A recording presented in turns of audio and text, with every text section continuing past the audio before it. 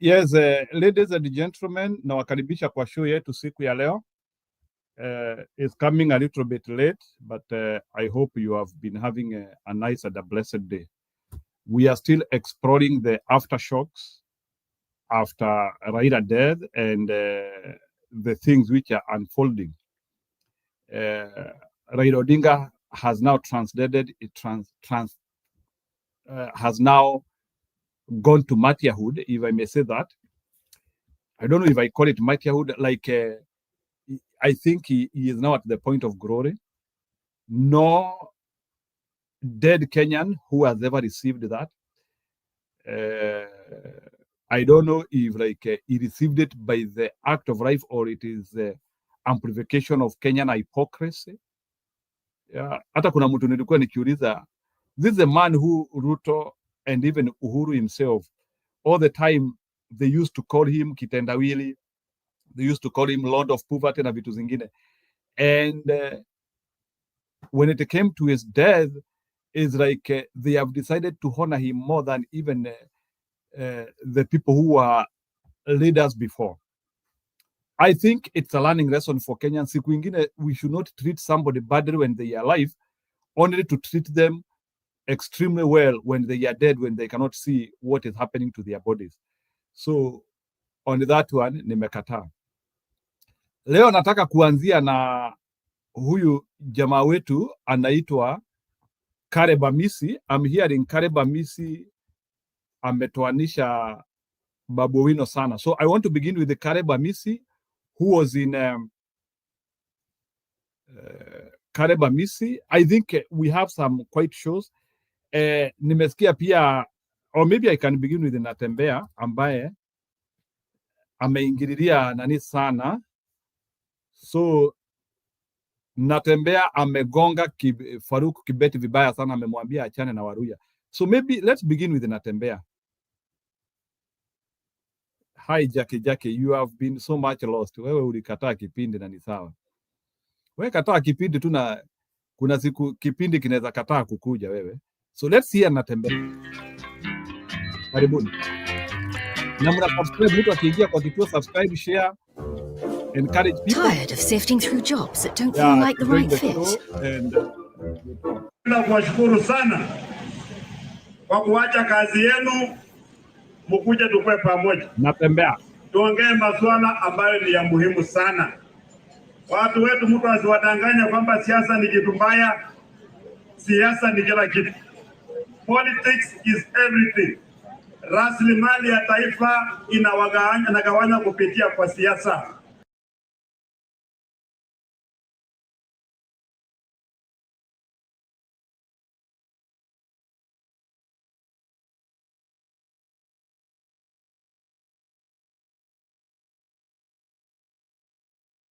Wakisema upendi siasa inamaanisha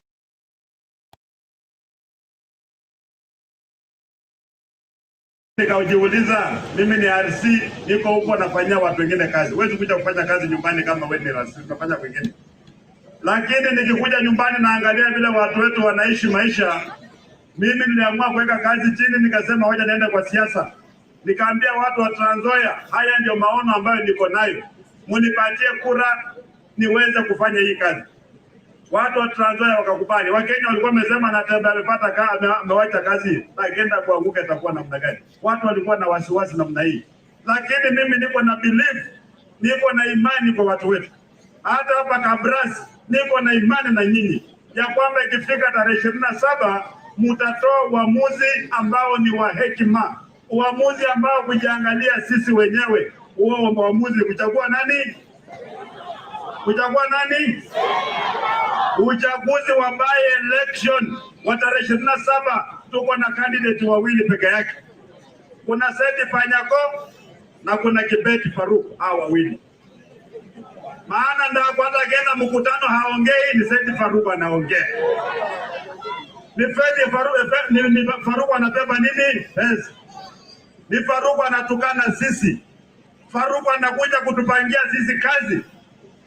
Imagine Faruku ndiye anaamuja Wetangula kuongea, anaambia kaa chini, anaamuja Mudavadi kaa chini, alafu yeye anaongea. Bandu bekwa na anua kuloka. Mtu ambaye hawezi kuchaguliwa huko Tarubo anakuja kupangia sisi kazi.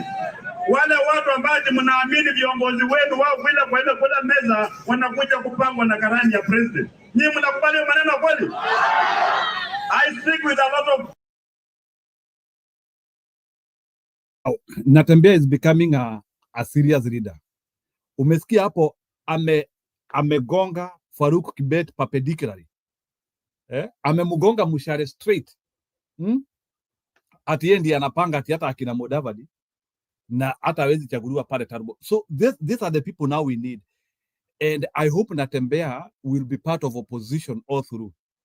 Asiweke blinders ati anaanzia kuangalia Ruto ama vipande vingine.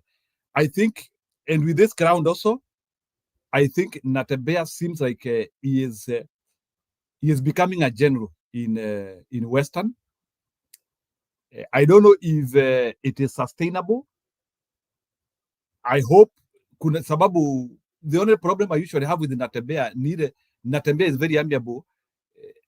Ana interact pia na watu wa serikali sana. Hapo tu ndio inanipeanga kiwewe. Mara unamuona na Murkomen kidogo.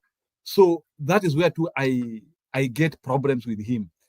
But I think for Natembeya ikifika story ya kumobilize and marshalling support, I think it looks good. So I can see anything, it is not sustainable.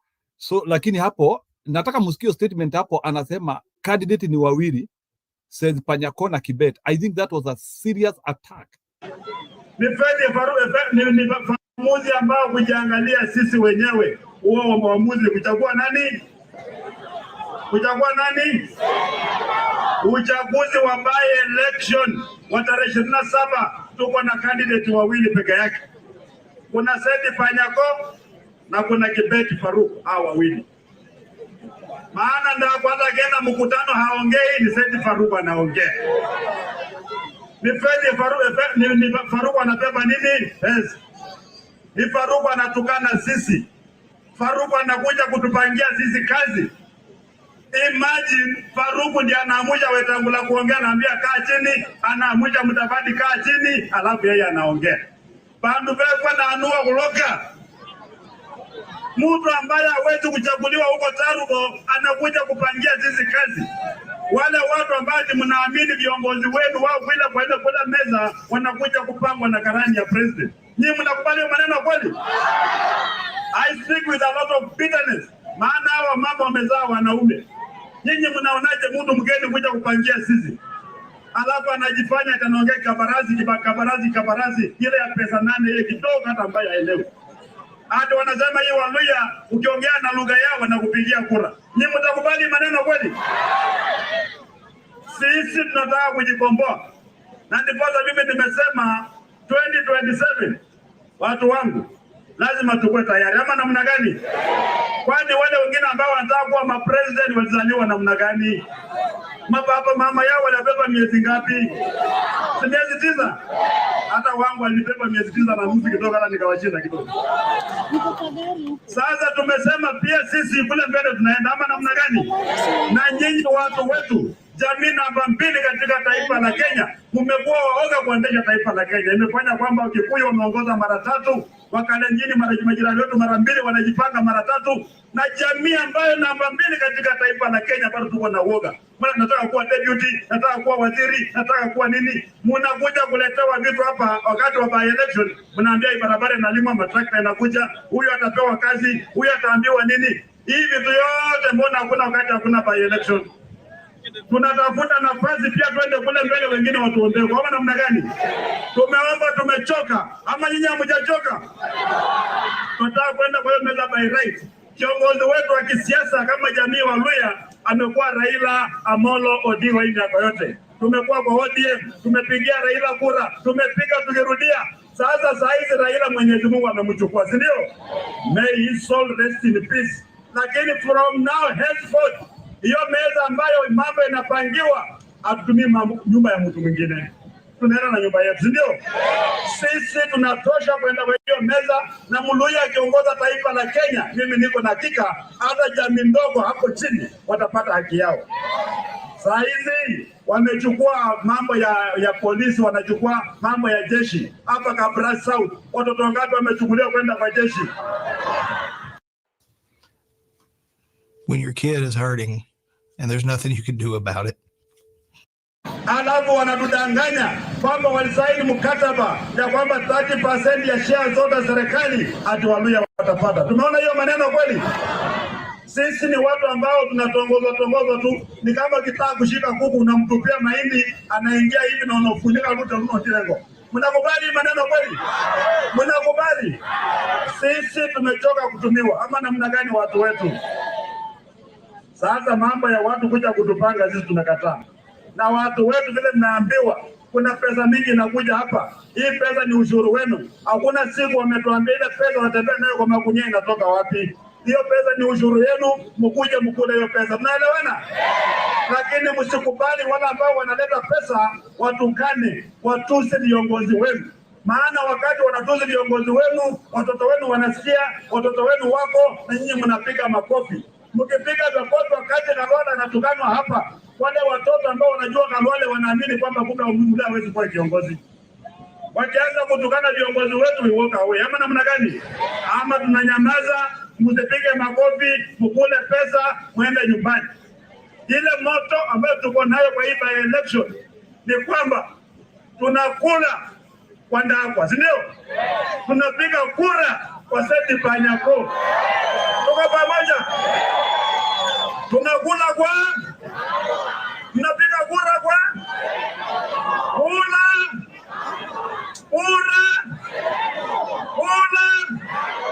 Kura.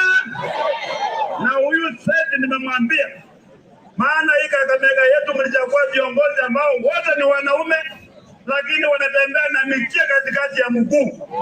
Nimeambia seti, tukikuchagua hatutaki uoga. Tunataka MP akwe kama Zoita Shitanda, akwe kama Martin Shikuku, akwe kama Boni Khalwale, si ndio? Mwanaume ambaye anakuwa na makende kama ya kifaru. Hapana kuwa mtu muoga.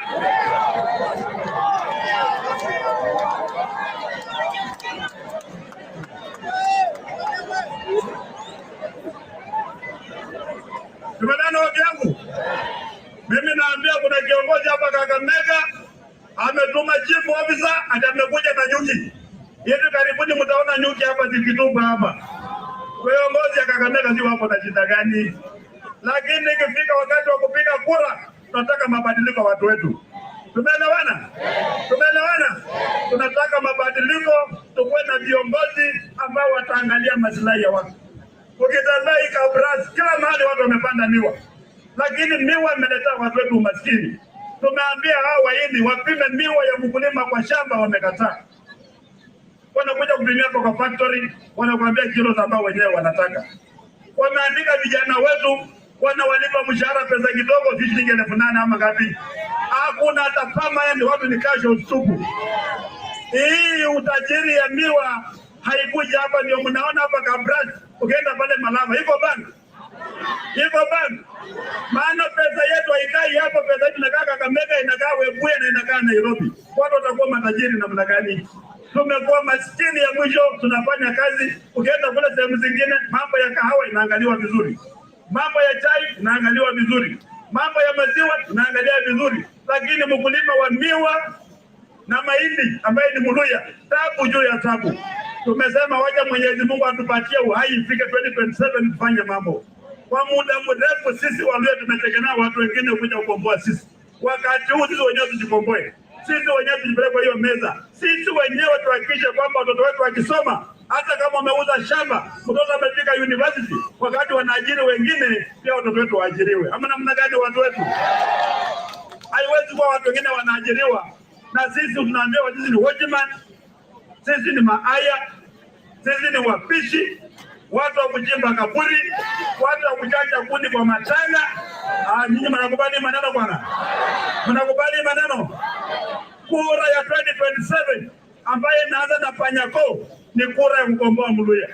Kujikomboa kutoka kwenye minyororo ya umaskini na hii madharau ambayo tunaonyeshwa. Mpaka mtu anatoka hapa, mtu ambaye hana kazi ambaye inajulikana anakuja kusomea sisi. kwa sababu ya umaskini. Jo, maskini unaambiwa chochote tu, Hii maneno tumekataa. Na mimi nimesema hata kama nikikuwa governor, wacha niongee, wacha wanifinye. As long as wananifinya na najua napigania watu yangu, let them do whatever they want to do. I do not care. Mimi I don't care. Wale jamaa ambao walijitolea kupigania uhuru walijua kwamba mzungu wako na bunduki au wako na panga. Mimi najua Ruto wako na EACC, ako na polisi, ako na DCI, ako na kila kitu. Lakini tunasema kwa minajili ya jamii yetu, kama hatuwezi kukomboa jamii yetu by 2027, sisi tumeisha. Hakuna haja kuwa governor, hakuna haja kuwa senator, hakuna haja kuwa MP. Lazima watu wote watoe kwa maskini, si ndio? Watu wote imagine kama Nairobi, uone watchman amevaa uniform, usimsalimie kwa Kiswahili, mwambie tu maswali na nakujibu kwa Kiluya. Hii ni ungwana kweli. Kwa watchman sio mbaya, lakini tukawe watchman. Kwa jeshi tukawane equally, watchman tukawane equally, mambo ya kuchimba kaburi pia tukawane equally. Ndio. Haiwezi kuwa kazi mbaya ni jamii moja peke yake. Yeye tuweze kubali. Na wewe Ruto, elewa hiyo maneno. Hii Kenya sio yako, hii Kenya ni yetu sisi wote, si ndio? Lazima tupange Kenya vizuri. Na mimi nikikwambia hii maneno usikasirike, maana Kenya sio shamba yako. Ama namna gani? Kama uongozi unakushinda, wachana nayo. Wamama wenzao, wanaume wengi, wengine wachaguliwe, tuongoze taifa la Kenya ikuwe modern state. Ama namna gani? Wangapi wanakubaliana na mimi hiyo maneno? Wow, that was Natembeya infusing. I don't know to what extent do you agree with him, but he seems to be marketing. So I don't know. Sijui kama kuna mtu alikuwa ananiambia Ruto ni kama he was booed, eh? I don't know how true it is, like he was booed in Nakuru. Sitaki kuweka speech yake, kama if you are sure he was booed, you can let me know. Yeah.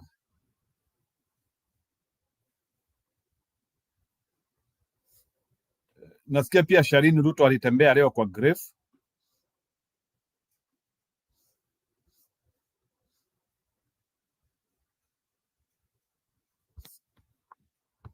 So wacha Kibet na nani wapigane.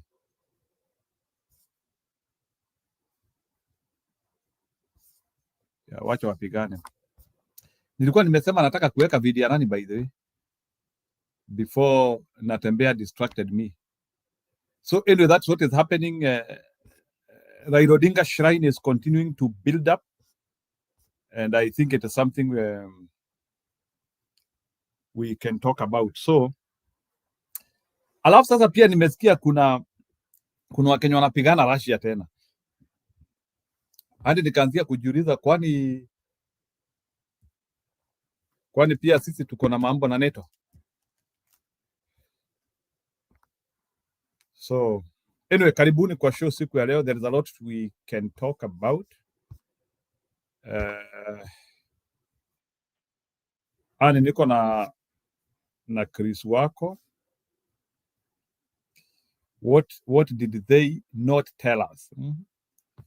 So okay, the latest video ya Kumekucha naona niyo ya 9 hours ago. I think Chris Kumekucha is trying to poke holes on what we don't know from Raila's death. So Kenyans went to Russia 2 million upfront. Oh, okay, kumbe ilikuwa do. So lakini huyo kijana nimesikia mama yake analialia hapo, si anasema tu mtoto tu ni kama tu like hebu niweke hiyo.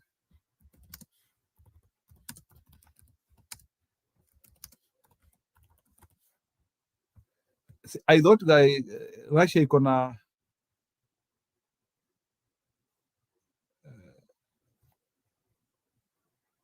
Russia iko na wanajeshi wa kutosha. Let's hear from first post, eh? I hope you deserve the best. At Harbor Freight, you can afford it.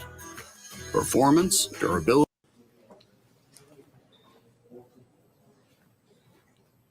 Next, we head to Kenya, where the country's foreign ministry raised concerns over Kenya's fighting along with Russian forces. Kenyans are allegedly being lured by Russian recruiters to fight on the front lines against Ukraine. Lured by corrupt and ruthless agents to travel to Russia and unknowingly find themselves in the Russian military operation. But Kenya hasn't pointed the finger at Russia's government. The system has been made complicated by the agents who masquerade as working with the Russian government and use unscrupulous methods, including falsified information, to lure innocent Kenyans into the battlefield. The foreign ministry states that some Kenyans are ending up detained in military camps. However, no specific figures were given on the number of recruits or on those detained or injured or fighting for Russia. Now, Russia has repeatedly been accused of deceiving citizens from poorer nations into joining their military ranks. It is alleged that contracts are written in Russian and cannot be understood by those signing up. But why could Russia be looking to other nations for soldiers? Well, firstly, Russia is experiencing heavy losses on the front lines. Ukraine's armed forces say that Russia suffered approximately 1,137,000 casualties since February of 2022. And a formal mobilization of Russian citizens could be a political risk for the Kremlin. The last such call-up in 2022 saw hundreds of thousands of Russians flee the country to avoid fighting. Then there is the cost effectiveness. Foreign fighters are viewed as cheaper alternatives with a lower compensation and death benefits compared to Russian soldiers. Reports suggest this is all part of a strategic expansion with suggestions Russia is aiming to increase its armed forces to the size of 1.5 million active soldiers by 2026. The country currently has over 1.3 million active soldiers. Back now to Kenya. There is widespread poverty and limited job opportunities. For those in work, the average salary in the East African nation stands at around 80,000 Kenyan shillings per month. This equivalent to just over $600. Compare this to a starting salary in the Russian army, which is often over $2,000 a month. But concerns over the validity of agents who are signing Kenyans up to fight on the front lines are still there.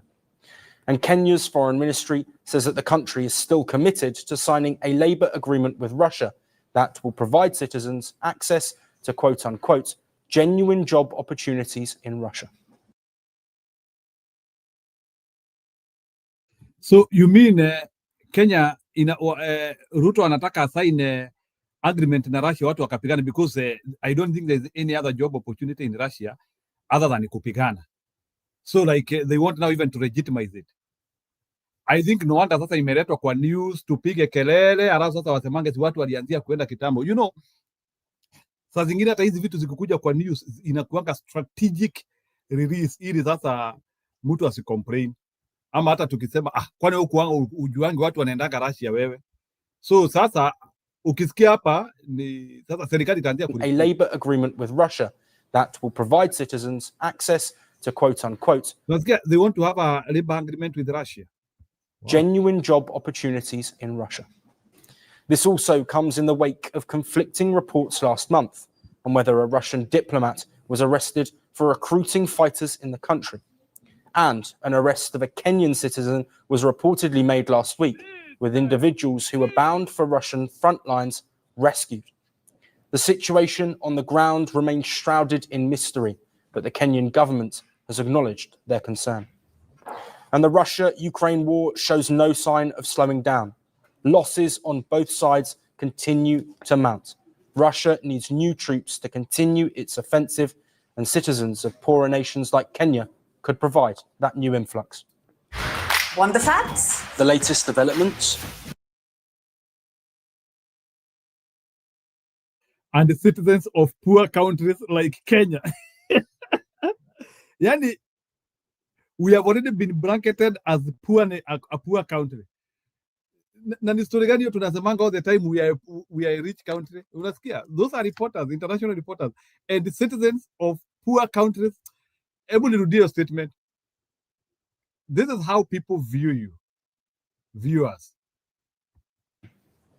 And the Russia-Ukraine war shows no sign of slowing down. Losses on both sides continue to mount. Russia needs new troops to continue its offensive, and citizens of poorer nations like Kenya could provide that new influx. And citizens of poor nations like Kenya. Whoa. There was also another video from the same platform I wanted to play. Let me see if I will be able to get it from First Post. These days, Nikama, they are getting a lot of information from Kenya. Let me see.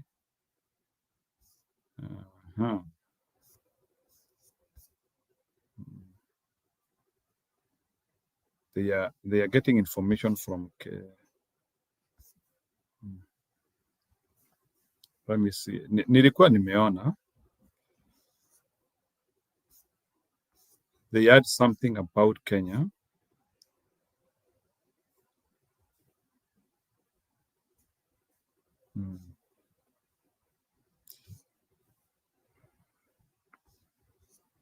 Let me see.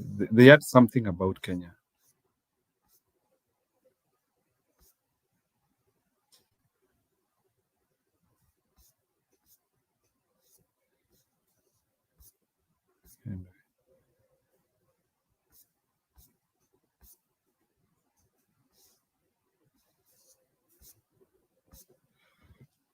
Anyway, it's how I think it's like I've lost it. So let's continue with the more information from the news.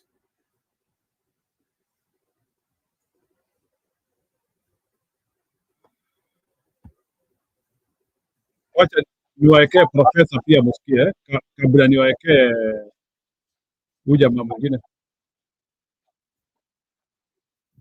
Wacha niwaekee Dr. Barack Muruka msikie.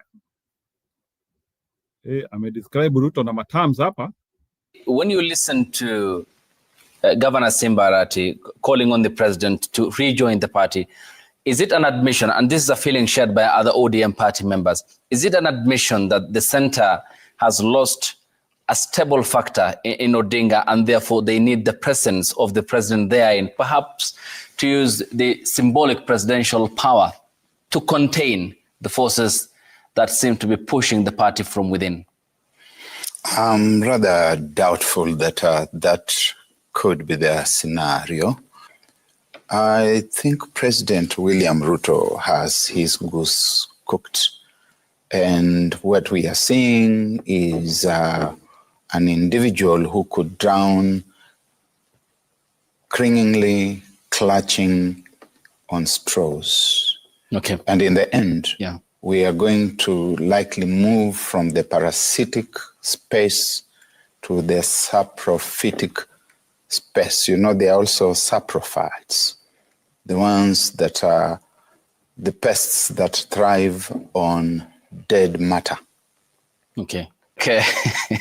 Simba Arati has belonged so far to the strand of... I want people to listen to what Barack Muruka, and by the way, Barack Muruka, close to 2022, he supported Ruto, I think. Nataka musikie vile ata describe Ruto hapa. Utacheka uishe. Like he is saying, Ruto amebaki sasa ile munyama ambayo inakulanga zile vitu zimekufa. Like he can no longer look for the living things. So I know Bwana Budi, you want to listen to Mezo, but I would want you to first of all listen to this one for the purpose ya kucheka. Sasa Ruto anakula dead matter. Okay. And in the end, yeah, we are going to likely move from the parasitic space to the saprophytic space. You know, they are also saprophytes, the ones that are the pests that thrive on dead matter. Okay. Okay. Simba Arati has belonged so far to the strand of ODM that has been hostile to the so-called broad-based government. I must interrogate myself and ask whether he speaks out of genuine persuasion that that's the way to go, or whether he speaks with tongue in cheek. And I would suppose that it is the latter, on account of the fact that Ruto has been talking about not allowing ODM to go to the opposition. He's behaving as if he's in charge. He has even told Sifuna that I'm a founder member and we could expel you, among other things that he's saying. And so, speaking tongue-in-cheek, Simba Arati, who has been solidly against the broad-based government, would be telling him, if you find ODM so alluring, why don't you just cross over and forget about UDA? Then you could run on the ODM ticket. I see that there are going to be very many things. Let me say there are likely to be very many things happening within ODM, including fallout. I do not see that the warriors, as we have called them, are going to cave in. They probably will be quite ready to migrate to other spaces. They will not migrate voluntarily. They will wait for somebody to attempt to expel them from the party. And I can assure you, and Franklin is here, that it's easier said than done, this thing of expelling people from parties. I was Secretary General of the defunct ANC, and we had our own rebels, people who would not toe the party line. And we attempted many times to expel them. And it was an uphill task. And ODM itself previously attempted to expel people. It was virtually impossible. I think Jubilee almost succeeded. But we are also closing in to the elections. So these people are going to stay put, drag them through the political parties disputes tribunal, drag them through the High Court, through the Court of Appeal.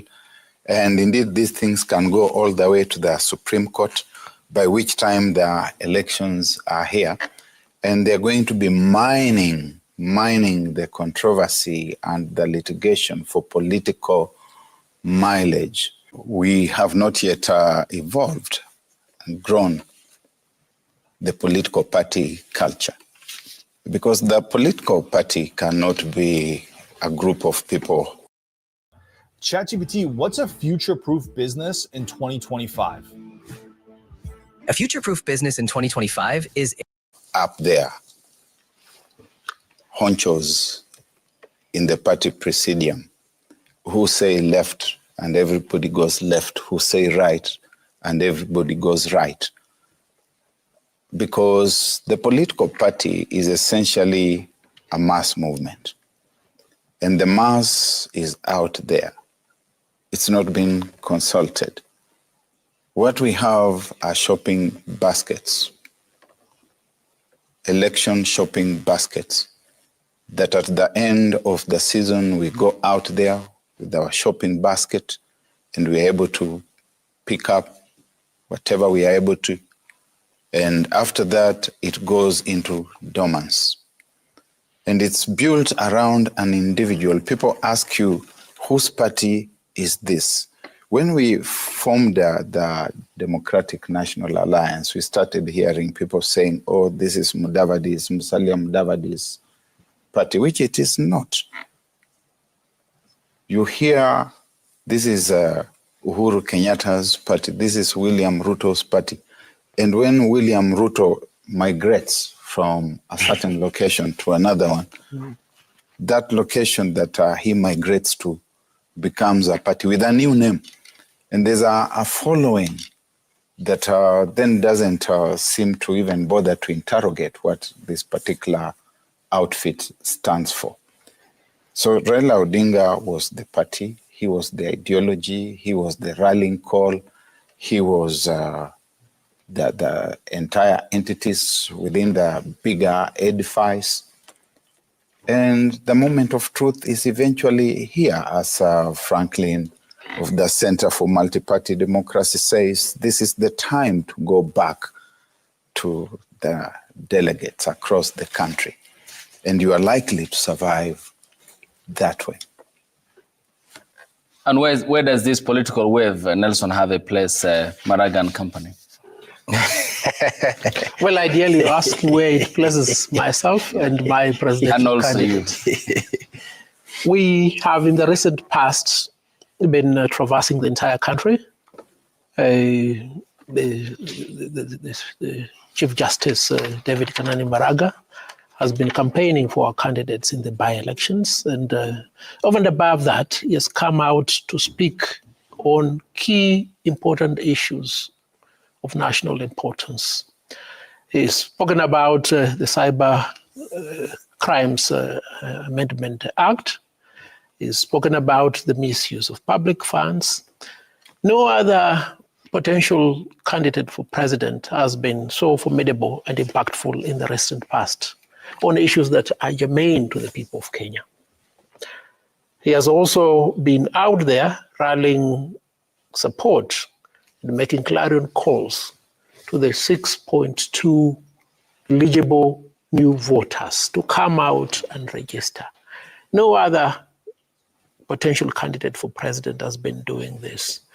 And we are comfortable with that situation because we realize, and this is the truth, that the contest for the known candidates, the ones who have been in this arena for a considerable period of time, is to fight over the available voter basket. They do not want that voter basket increased. And herein is the intro for the 6.2. If you want any change at the helm of leadership of this country and all other levels, then it's incumbent upon you to heed the call by David Kinani Maraga. You need change in government. You need a reset. You need people in office who abhor corruption, individuals who are capable to account for what they have, individuals who have integrity, individuals who will not.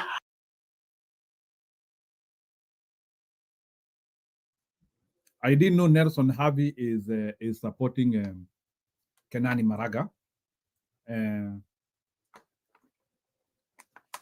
Okay, we can pre-assume they are in opposition. The other time, I think this was people who are very optimistic with Ruto. I think they got, this guy is among the people who got frustrated. He was among the first people who got frustrated by Ruto. Wacha niwaeke huyu besti yetu anaitwa. If you're a Christian thinking about starting a business, don't. Starting a business is a terrible idea. 95 president nor a prime minister. He was not even an elected MC in my office. Hata mimi nisaidie na maji room temperature. Pia mwesh pia maji room temperature. Okay. All right, karibu sana. Now I went to my social media and there is a lot of rest in peace. And of course the news had started circulating so fast. Okay. From all the notable channels that you rush to know that if it is true or not true. Then that's when I knew, I think it's finally here. The day is finally here. And I opened my TV. In the office, there was some breaking news by Citizen. And of course, when such stations start breaking news, it is confirmed beyond reasonable doubt. But I sat down for some time, almost 2 hours, in my office, just silently, doing nothing. And in fact, the whole of that day, I didn't do much because I watched news after sitting in my office silently for 2 hours. Then I drove home. I just went back to sleep in the afternoon. The whole of that day, I actually thought that it's a dream. Until the following day, we were called by ODM. I'm a member of NEC, that we are meeting. From our meeting, we'll go to JKA to receive Baba. You know, I'm still thinking, is it the Baba while you are away? Yeah, because Baba has been away anyway. So, you know, it actually sounded like a dream. You know, that those long dreams that looks like real, but later on you realize it's basically a dream. Now, until now, the following day on 16th, Thursday, when we were at the Jomo Kenyatta airport and, you know, people are there screaming, the entire government was there. And of course, Winnie landed with the other team. And then I think I realized this thing is now we've lost him. Yeah. It's no longer a dream. It cannot be this long. Yeah. It's too long. Yeah, it's too long. It'll be just a dream. So you were also at the airport that time? Yes, the following day I went to the airport. Yeah. Of course, we were not able to see the Baba. He's supposed to be received officially by the president. It never happened. The youths were there, chaotic. It never happened. And I don't know where the casket was taken. But later on, I got an opportunity to view at the parliament. History, people coming from media and it is chaotic, is like that thing is coming out with everybody. Kila mtu ni kama anakubalia like bringing Baba from India to Kenya, things were like kuna vitu hazieleweki hapo. This one is the second one. Go ahead, Karib. The following day, I didn't go to Kasarani, but I opted to remain just in that disbelief. The moment of disbelief continued. So, but the following day at Parliament, I was called by a very close confidant of Baba, who is an MP, because it seems that it was secretly taken to Parliament to avoid so many people coming. So I got an opportunity to see him. Pay your last respect. Yes, and they pay the last respect. Okay. With the rest of members of Parliament, the president, and of course the family were there. Yeah. The story for Baba passing has been unbelievable until now. I was in Bondo on Saturday. Yeah. Guys were still outside his grave. People are just sitting there. Yeah. They're just like, no, this is not true. This is not gonna be true. Yeah. And also, it has been filled with a lot of rumors and speculation, including rumors about Baba did not die in India. I'm sure you've heard of the rumors that when he came, first of all, the way those policemen were seated on his casket, you can't sit on a leader's casket like that. Secondly, we had Akina Leto. They said when they went to India, they were not allowed to view the body. So how did that happen? Then how did Baba just happen to be in India with only his security? Like there was no any other Akina Junet. Like there's always that bandwagon that will always be somewhere around. They were not there, no family members, nobody, just him and his security. Then there are people who are saying when they looked at Baba's body in the picture, they're like, that is not a body of someone who died jana. The way it looked, they're like, hii mwili ni kama imeka for a while. Then also there's a theory around the casket that was in India and the casket that was in JKIA and the casket that was at Kasarani, all different stories. Do you believe them? Are you having questions? What are the questions that are going around your head, being one of his closest allies? Yeah, of course, I'm also struggling, as much as I'm struggling to believe that Baba actually has died and we have buried within a short period of time. Yeah. I'm struggling to really give the family space to mourn, and the entire ODM family. Yeah. I don't want to be the speculator or the spreader of rumors, But I think there is a lot of question mark. Very soon we'll start asking questions. When the mourning period ends, we will start asking questions. Baba is not any other Kenyan. This was an international icon. He was an international enigma. How you just handle his health carelessly like that. The time when Baba was rumored that he's sick, that's the time when the government needed to put things They could straight. have taken it seriously. They should have taken it seriously, and they said, hey, guy, hapo ndio nilikuwa nikitaka musikie sasa. What does Caleb Hamisi mean when he is now in the TV in a serious broadcasting place, and he is saying like Baba health was mismanaged, and very few people in the political circle have actually come out this clear to say this. We are all like pouring accolade on his life well lived and giving a big barrier. So Amisi is saying that there must be an investigation into how the health of Baba was handled. So maybe Budi, you can begin from there. From which school of thought is Caleb Amisi handling this situation?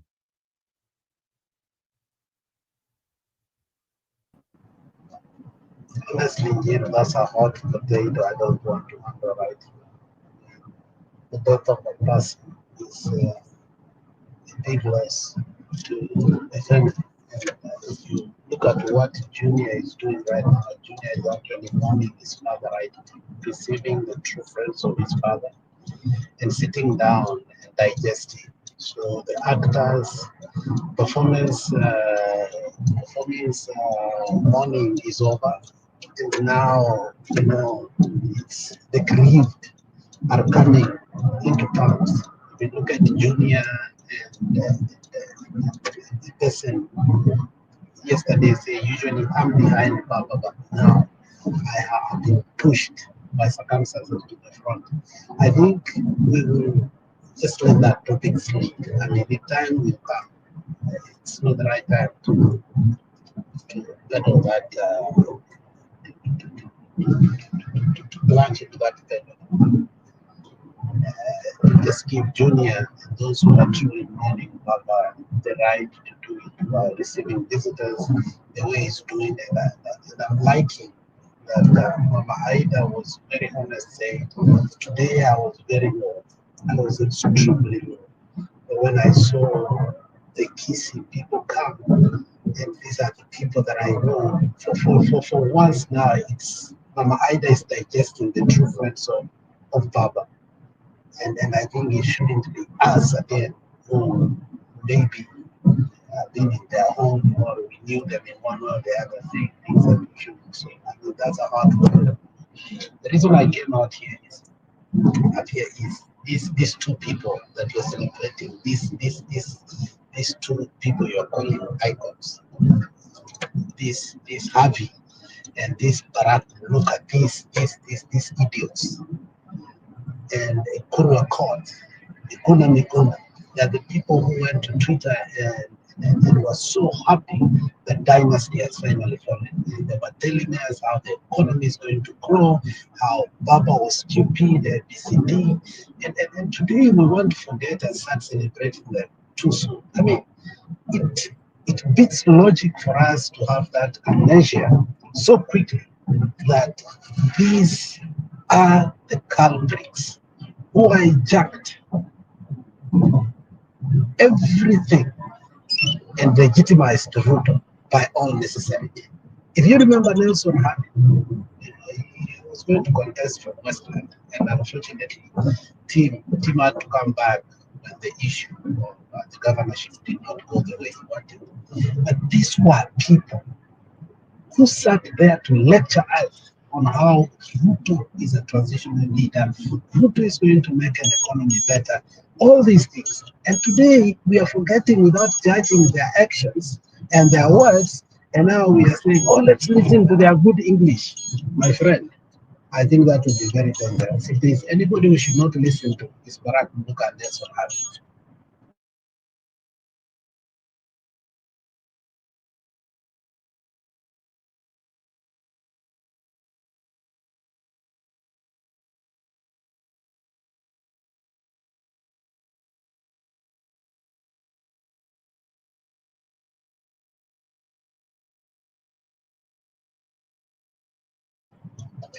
Hiyo kawaida yako tu, ukiona tu mtu mgeni akikuja hivi unatoroka. Mimi sijatoroka, I'm here. I was giving you a leeway to disseminate your information. I had already said that point that Nelson Harvey, Barack Muruka, and all those people, they were initially in UDA, or they were supporting Ruto, but suddenly they came and I think they were among the first people who left Ruto, even before the people started complaining. Like, I think... They were not in UDA. They were anti-Baba. We need to brand and categorize these people what they were. They never believed in change. They never believed in Raila Odinga's presidency. And they never believed that Aluo should become a president. Let us not sugarcoat, the gravity of the matter. It's not like they supported Ruto because they wanted him. They just did not want Baba.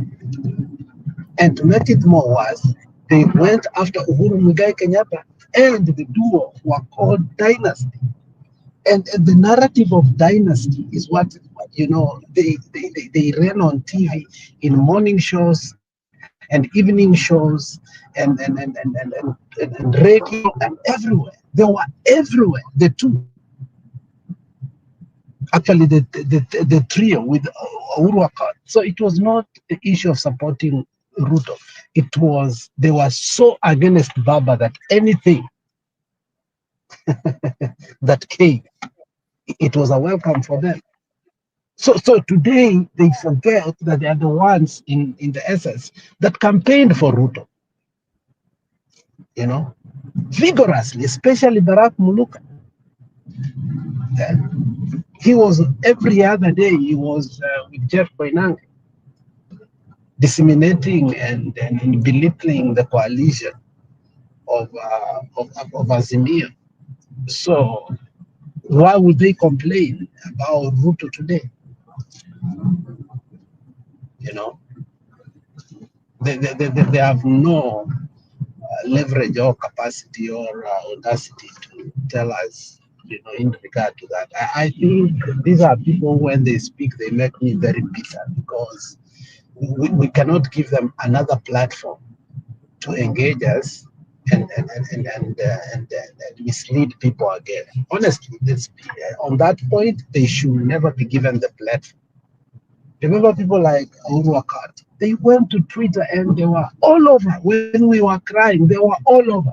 So today they want to act as if that, the worst thing that ever happened was Ruto to become a president. Internet does not lie. You go to Twitter right now and see their tweets.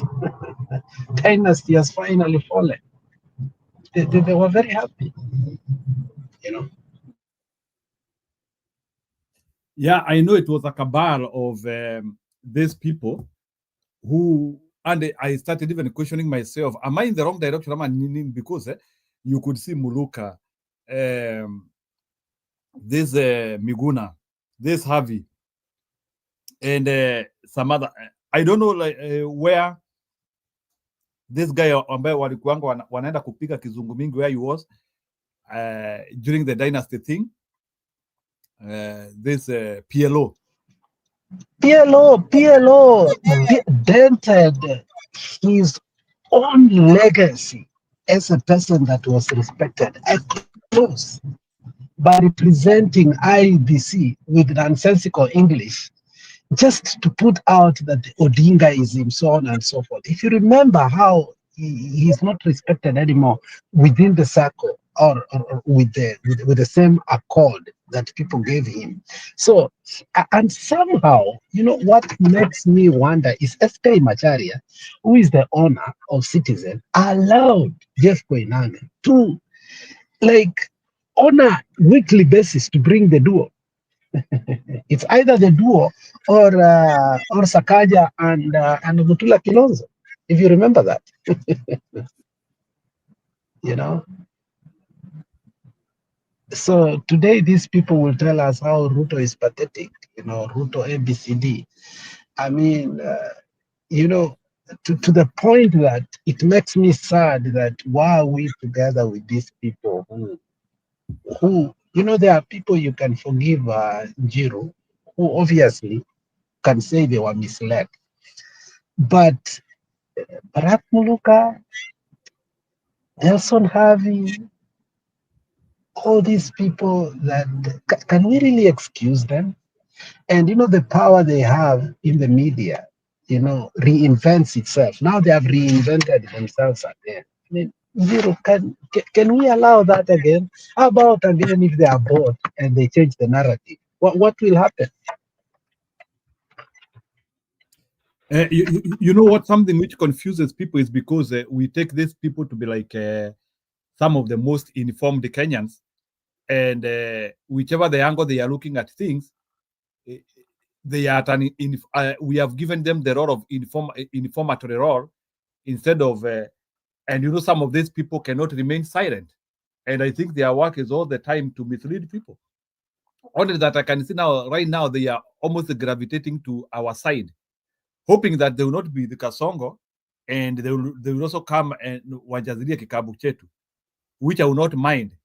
But I don't think if they are supporting us out of being frustrated by Ruto, do they still believe in their former thinking of Hasra versus Dynasty?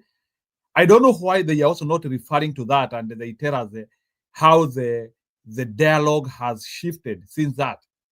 Other than I think they have impaired themselves and they are only attacking Ruto character instead of now telling us how the dialogue has shifted. I think that's one thing which Barack Muluka is not doing. I think he is supposed to. Nimesikia anaita Ruto parasites, sijui saphonic. Yeah. Anyway, it's something we need to observe, like how has the narrative shifted. Aya, wacha niwaekee young people on how they view ODM, and you comment. Yeah. Stop buying generic Viagra if you haven't tried this new 87-cent generic Viagra from Friday. Samuel Jobunga. I'm the chairperson of the Revolutionary Students Commission, a student wing of the Communist Party Marxist Kenya. My reason why ODM would survive because Raila, may his soul rest in peace. I want to offer condolences to the family, to the Mama Ada Odinga. So let me go to why it won't survive.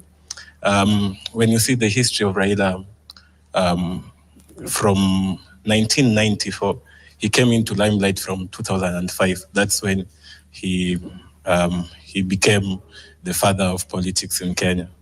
And there are so many people who we know that survive under the name Raila in Nyanza region.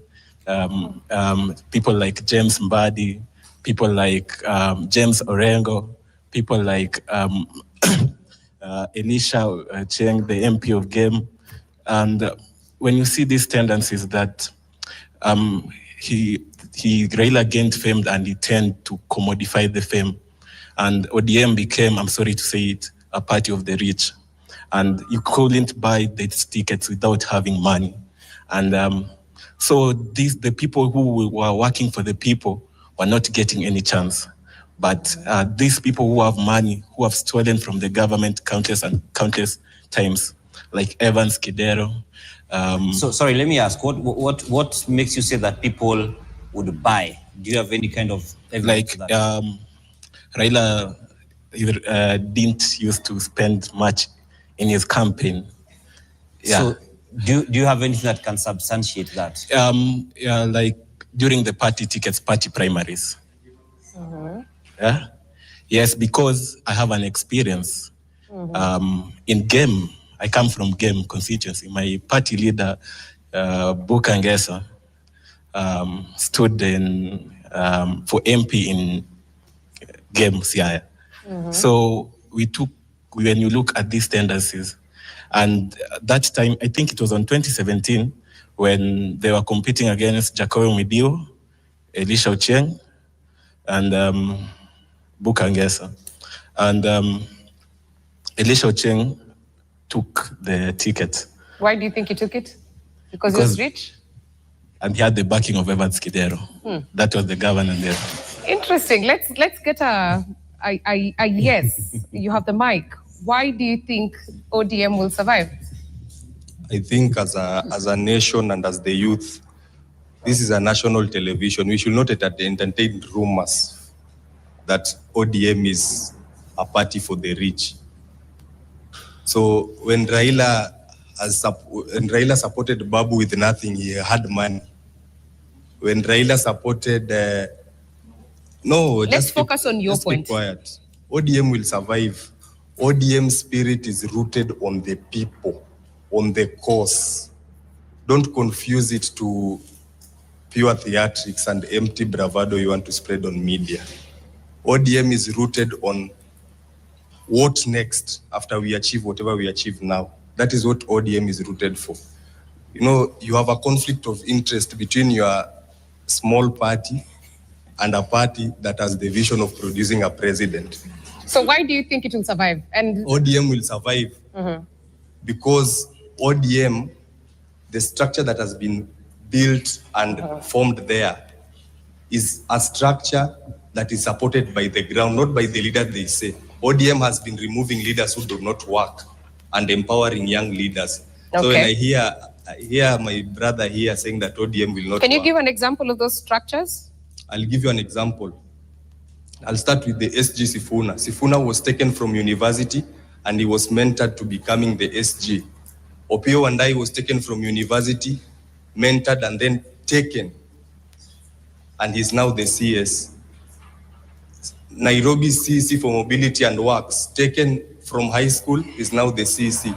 Aren't they politicians? I remember you saying ODM is grounded in the people. Do we have reference of structures where ODM supports the people? And can you counter it? ODM supports the people. It's sponsoring students in universities. It has been mentoring students to go and achieve higher education. Which party in Kenya has done that? Let us not come on national television and start spreading malice. Okay, I hear you. And nation media does not spread malice. What we're trying to do is the truth. You're listening to Mwananchi. Don't allow Mwananchi to spread rumors on a TV. Mwananchi has an opinion. That's not an opinion. We'll take another. Alex, do you have a comment to that young man? And that's why I told you to put me to speech. And I knew that because you were speaking the reality, you couldn't handle it. And now you're spreading propaganda, which is, you know, the clandestine of you and resilient right wing.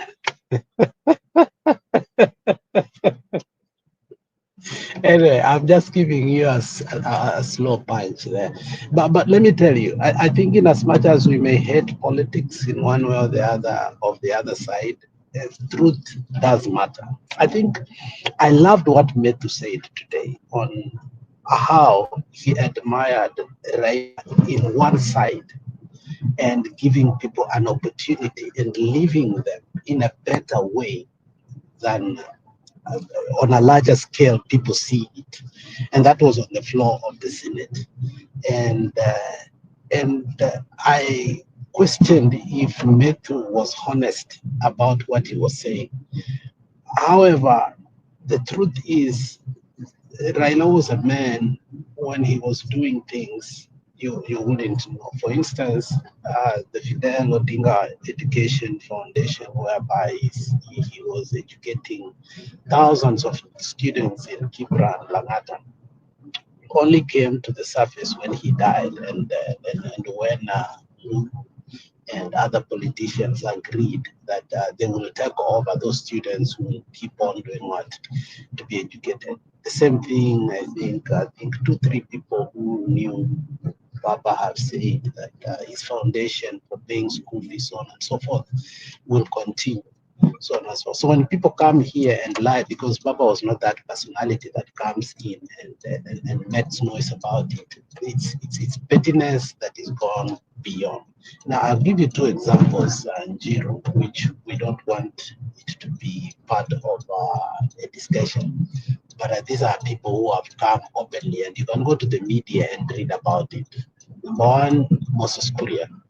Moses Kuria is a classic example of those people that personally were helped by that family, and today they are recipients of a national glamour because of the benevolence of that family.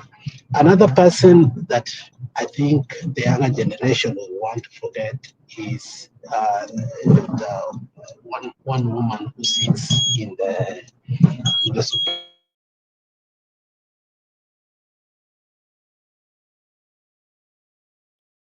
Ndokinju. Ndokinju, her story is, she was taught by Mama Raila Odinga, and she lived with them. They mentored her to go to politics where she contested, but finally the politics of tribalism came in, and the Kibaki regime trying to frustrate Raila, upped her to the seat of the Supreme Court. And nevertheless, Raila did not have a problem with that, because when later on the question came out, we know the truth that Raila encouraged us. The reason we educated you is so that you can become a better person. The politics, leave it on the side. Go for that seat. The young man may not be able to explain himself eloquently, but there are many people who come out and will tell you personal story between themselves and Baba as an individual, and what he has done to them on a personal level. Some of it we may not like, some of it we may like, depending on our political affiliation, but the truth will never be taken away. He supported people, and on a personal level, from the stories that we hear and that are coming out, he was a role model to very many young people, including the young man, what is his name? This year as that also gave a very good moving. This young man who was a student leader, who became a student leader when he was only for second year in the University of Nairobi. What is his name? You know the guy I'm talking about. Our wife is a media personality too. So, I mean, there are Umeona pia huyo many people. kijana Raila amekuwa akimenta who did his wedding to their money yesterday. That Yeah, Somali okay. boy. This Somali boy. I mean, there are many people. Let's not even go there. That is pettiness. That is not founded in the truth. And I think it degenerates the legacy of somebody, which is not true. If you look at people like Caleb Amisi, if you look like Sifuna, if you look at Ledama, let me tell you the story of Ledama. Me and Ledama and there's a young man who went to Australia, Sam Getich, who was the leader for the Kalenjins, who actually we hosted Martha Karua one time when the Kalenjin had all their meeting, their global meeting here in Minnesota. When Ledama started walking from Boston that he was collecting money and he was going to California. And then when he came to Dallas, I remember I was there, which was the traditional Memorial Day. And for some reason, Raila was around that time. And Raila told him, oh, is this what you want? You have a foundation, you're taking people to school, ABCD. And he groomed him from there, right when I was seeing. So, and today, Ledama is where he is, you know, because somebody, you know, took him from nowhere, and he is where he is. So I mean, those examples are many. Let's not even go there. These kids do not understand what they are saying, and Baba was that person who believed that let not your right hand know what your left hand is doing.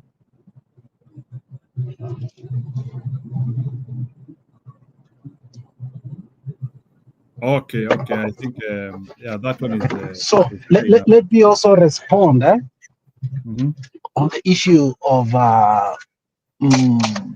Barack Muluka. He didn't answer it correctly when he spoke about Simba Arati. Simba Arati is one of the people who actually is a recipient of Baba's grace and how he, you know, surfaced from just a student leader of Kenya Poly, nominated to be a councillor, given an opportunity to become an MP, and finally, through the mentorship of Baba, he built his capacity and became a governor.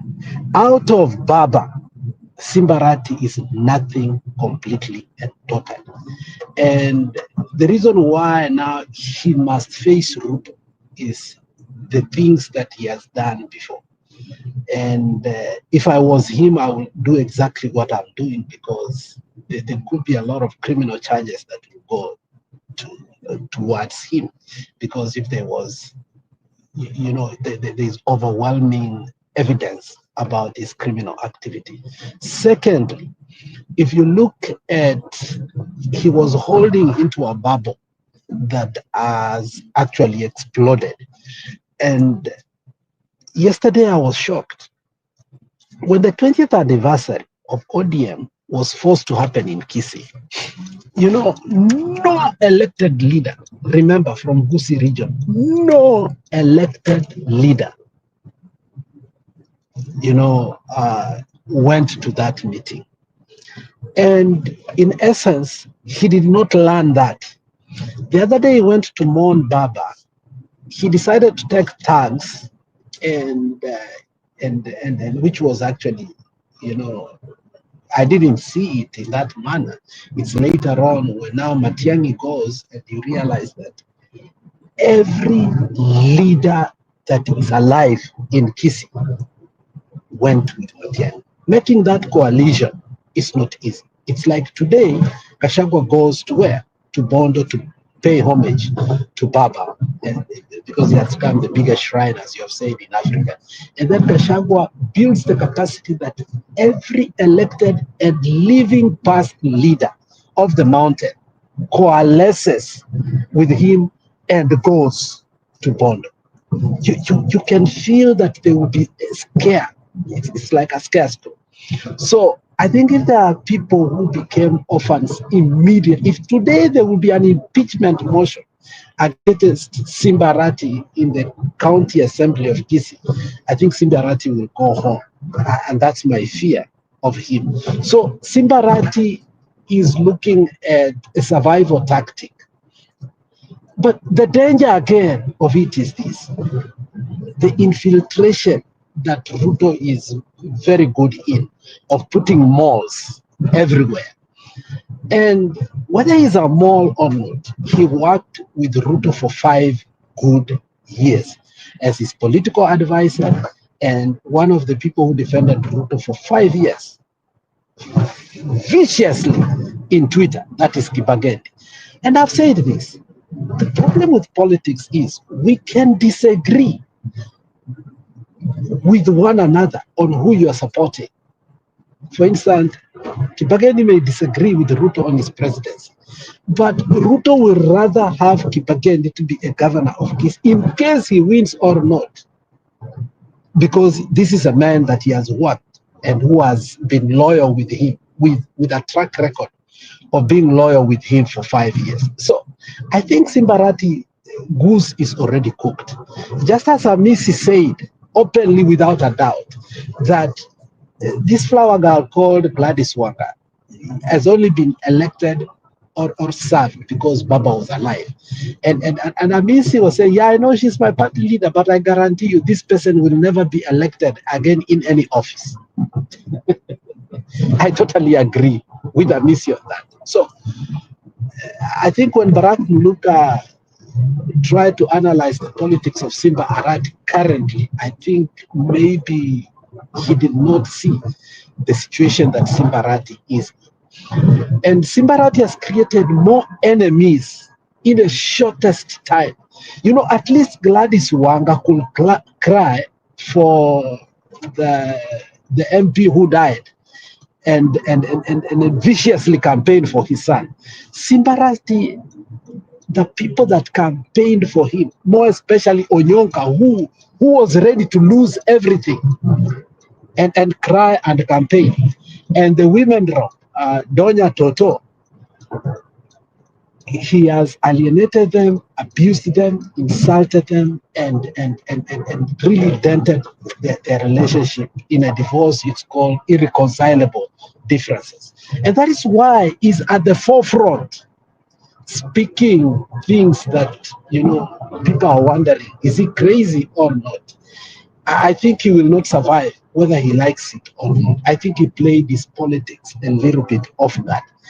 Is he somebody Ruto can use and Ruto can trust? I don't think Ruto will be able to use him or trust him, because remember, Ruto is very punitive. And I think Wamshomba said it before. Ruto is very punitive. And if there is anything, this will be the time that somebody like Dismas Barasa, who was humiliated by Simba Arati in Nairobi, in the by-election of Kibera, will come back and will have his revenge time. So we will see where he is headed to as an individual, whether he will survive or not. And lastly, during the Senate, hearing in regard to the corruption and mismanagement of the money in the Kisii County, you remember Simba Arati was not able to answer questions rightly. I think Kajuang had a question and said, okay, we will give you time. You know, they were very benevolent of him. We will give you time. You go and come back later on. But make sure when you come, you have the records. Why? Because, I mean, Simba is one person who was totally mismanaged that county. Remember, up to almost 1.5 years, he never stepped in the office. He was just doing the head count. At first, we thought it was a good thing. But later on, we realized this guy doesn't go to the office. He's operating from the stadium, going there and counting people's head. And we were like, no, is this how 4 years or 5 years we are going to manage Kisii? And that's when the criticism kicked in. So, and out of that head count and what he did, I think a lot of people lodged criminal cases against him. Let's see what will befall on him. I think his goose is cooked. It's not like I liked him from the very beginning. I'm one of the people who said this is a thug, this is a goon, let's not put this guy here. And governorship is not about a party, it's a person who has capacity. Ongwae may not have been the right person, but he had worked on administration and management, so at least he knew how to do it. Simba Arati and Joho and people like Sonko are in the same WhatsApp group. Thank you. Okay. So Bonabudi, kabla tuleta msimamo, one question of Caleb Amisi, he also extensively talked about Babu Owino. And he claimed that Babu Owino has been taking victory laps on Kura projects. And he also said that the same thing which Babu Owino has been boasting with, even in his own constituency, hizo vitu zinafanywa na Kura. And he cannot go boasting with the Kura project akisema ni yeye anafanya. So, was it true ama ilikuwa kuharibia Babu Owino jina? Because I was also shocked. Is Babu Owino boasting with the Kura project? as Kareba Misi said it, and claiming they belong to him. Absolutely. If you remember one journalist who disagreed, I forgotten his name, I wish I was not driving, who questioned that. And because there was a time, there was a road that he was launching. And actually one journalist questioned and asked, what is this? You know, why all this PR that does not work and all these lies? And I think that journalist was threatened, and he ended up keeping quiet. I don't know to what extent, but I've always questioned the track record under which Babu Wino is doing what is boasting about. However, the one thing that Amisi said that was right is, you know, the gubernatorial seat is very confusing. And he said Babu Wino will not go as an independent candidate. Babu Wino has only two options, either to go through ODM, which they will not give him, or he will go through DCP. And I'm waiting for that reality to hit people. And if you look at the campaigns that have started against Babu Wino, the Patel issue, I mean, where is your home? Dennis Odigo questioning. Who is Patel? Patel is him. They call him Patel. You know the father of Babu Wino is an Indian, by the way. Let's not even go that. Don't even question me about that. Don't even question me about that. The real father of Babu Wino is half Indian and half Luo. So, and if you are in Kisumu, you always understand many people who who were fathered by Indians. So Babu Wino comes from that heritage. So when you hear people say Patel, that is an heritage that it's a hot potato that we don't want to talk about. But the father of Babu Wino, as you should know, is not a pure Luo. And that topic can be bad, my friend. Hiyo mnaweza hata nipiga huko kwa comment section. But hakuna kuwekelea hapo. Hakuna kuwekelea hapo. I mean, people need to know who Babu Wino is. I mean, for a very long time, he's been operating, you know, mysteriously. I mean, that's one thing. You know, Peter Kenneth has never lied. Even Raila used to joke about Peter Kenneth. Sema, Mudhungu wa wapi? Raila used to joke about it, and Peter Kenneth came out. His father was a Russian. John Keane came out. Why will Babu Wino refuse to say the truth that his father is an Indian? I mean, ini mchezo zingine hazifanyangi kazi hapa. Like we can talk about John Keane, we can talk about you know, Peter Kenneth, all these things, but when it comes to Babu Wino, he's untouchable. Alafu unaanza kusema ati ni it's not mchezo. Babu Wino's father is a Patel. When you hear say Patel, his father's real name is Patel. Ni kama Mulgol, you see when Mulgol hata baba yake ni Muhindi. Yeah, Murgor has never refused, you know. Murgor has never refused. This guy who is a comedian who used to be late night show from South Africa, he has never refused. His father is a German. Why would Babu Wino refuse completely his heritage? I mean, if there was anything, I think he should run on it. Unaelewa? Unajua bana akisema ni Muhindi bana Wajaruo ashaenda. No, Babu Wino is loved in Kisumu. Trust me. Let me tell you, if Babu Wino could build his base, not in Homa Bay, not in Siaya, not in anywhere in Kisumu, he will do it. Let me tell you, Babu Wino already is a brand. But now he's allowing himself to be destroyed over these things. Come on.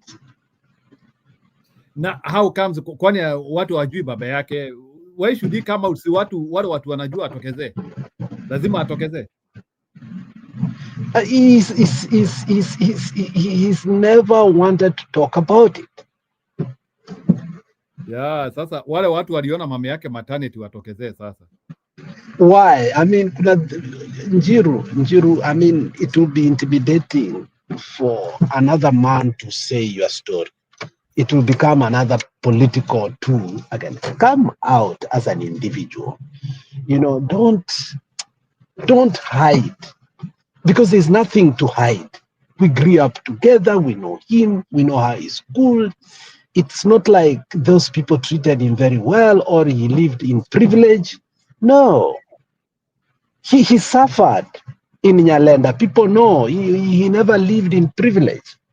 You know, there was this, for instance, Njiru, you know, there are these Wadhungus who came and impregnated, you know, the Chinese came and impregnated a lot of Kikuyus.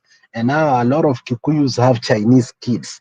And those kids are really, really suffering. Or there's a story of the British military that came to Kenya and went actually in some places in Turkana, Marsabit. There's a story about that. In fact, a very good documentary. It is in Nanyuki. Nanyuki is in Yeah, and a lot of pointees over there, but extremely poor. Unaelewa?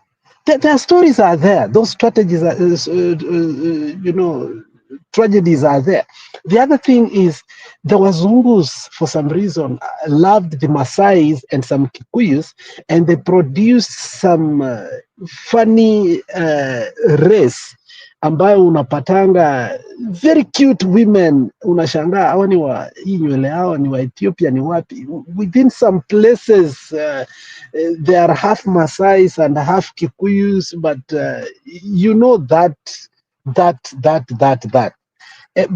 Kikuyus have never come out openly to say, you know, our race was infiltrated. And Njiru, you seem to be coming from there, especially your political alignment. Where? I can't repeat that. Wewe ukiniona hivi bwana, si unaona hii rangi yako, hii rangi yangu unaona ikiwa dhabarau. Si unaona hii ni ile rangi original bwana. Wacha msimama tusalimie. Hii hata haina tone ya mzungu hii.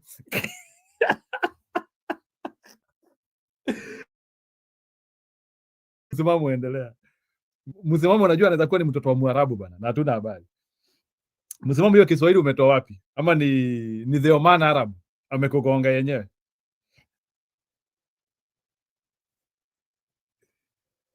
Msimamo? Haya, msimamo anafungulia mbuzi. So, Bwana Mbudi, let me advance you a little bit. You have alleged, hiyo nitasema tu, or you have insinuated, let me say insinuated. You have insinuated this Babu Owino could actually be given a ticket by DCP, or he might vie with the DCP. So, are you telling me that Babu Owino has capacity to galvanize other communities in Nairobi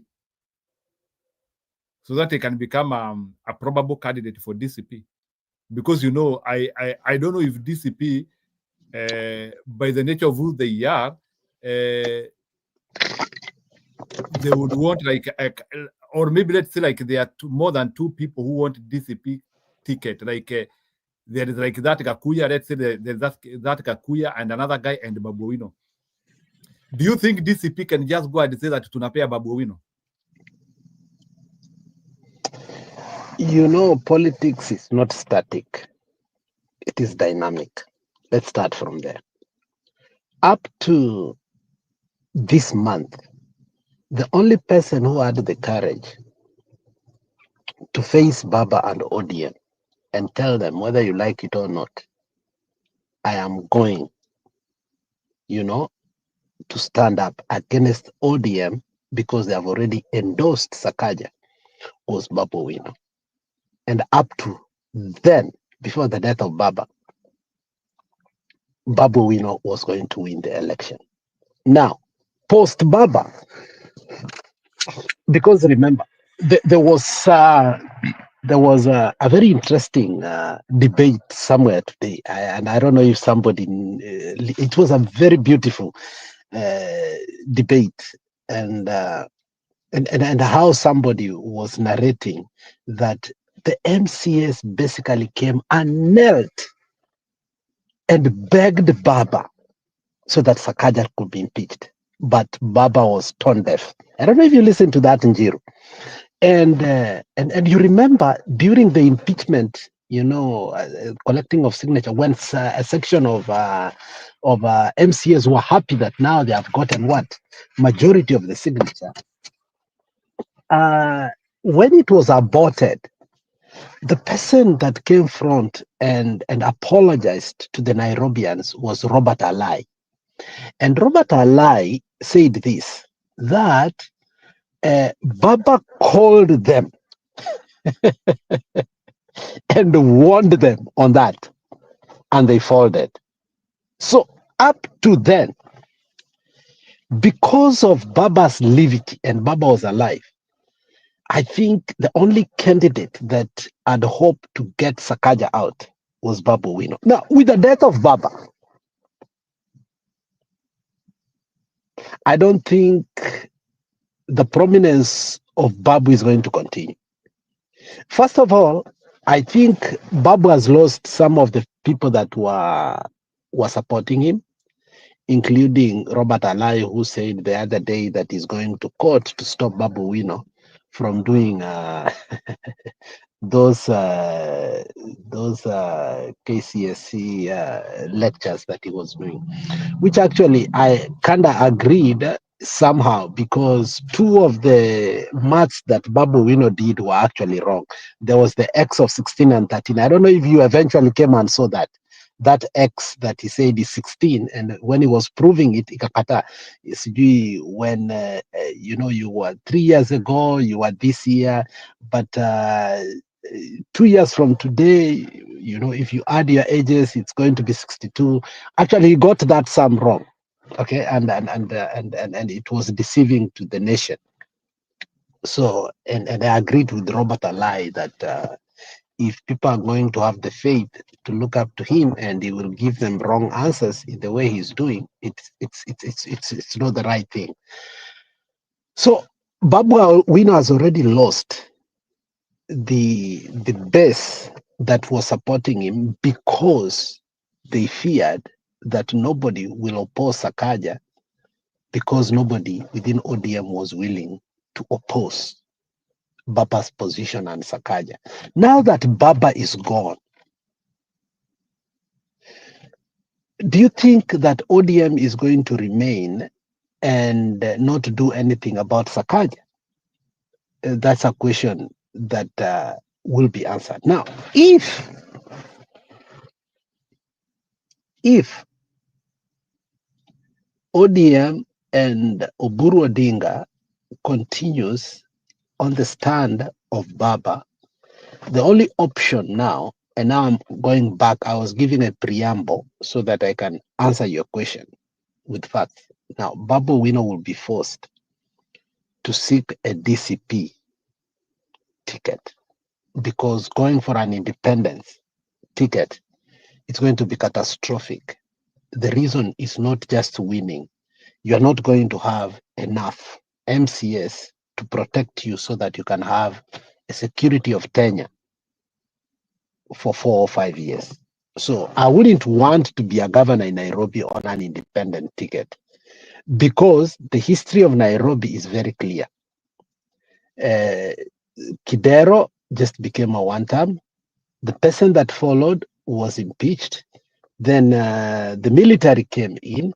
The person that has come in looks like he will not survive. So why would I go on Nairobi governorship on an independent ticket?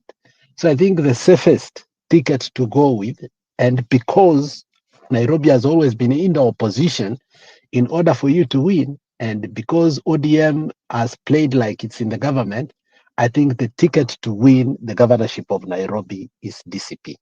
And that is if that's what confirms to me that if Babu Wino is serious on winning the governorship of Nairobi, he must go to DCP. I don't know if I have convinced you or you still glued on the Patel issue.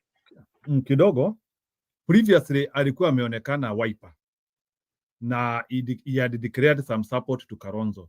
So is it a confluence of ambitions when we are talking about DCP and Wiper, or any of it could serve him right? Why DCP and not Wiper? And he had Actually, he has even endorsed Kalonzo. But in the negotiation that will take place and the zoning, you don't expect Kalonzo to be the presidential candidate and the governor for Nairobi to come also from Wiper. What do you think about that? Let's be honest. Even last time, the reason our candidate lost is because of that. So do you expect the governor for Nairobi to come from Wiper if DCP is going to endorse Kalonzo for presidency? Think about that.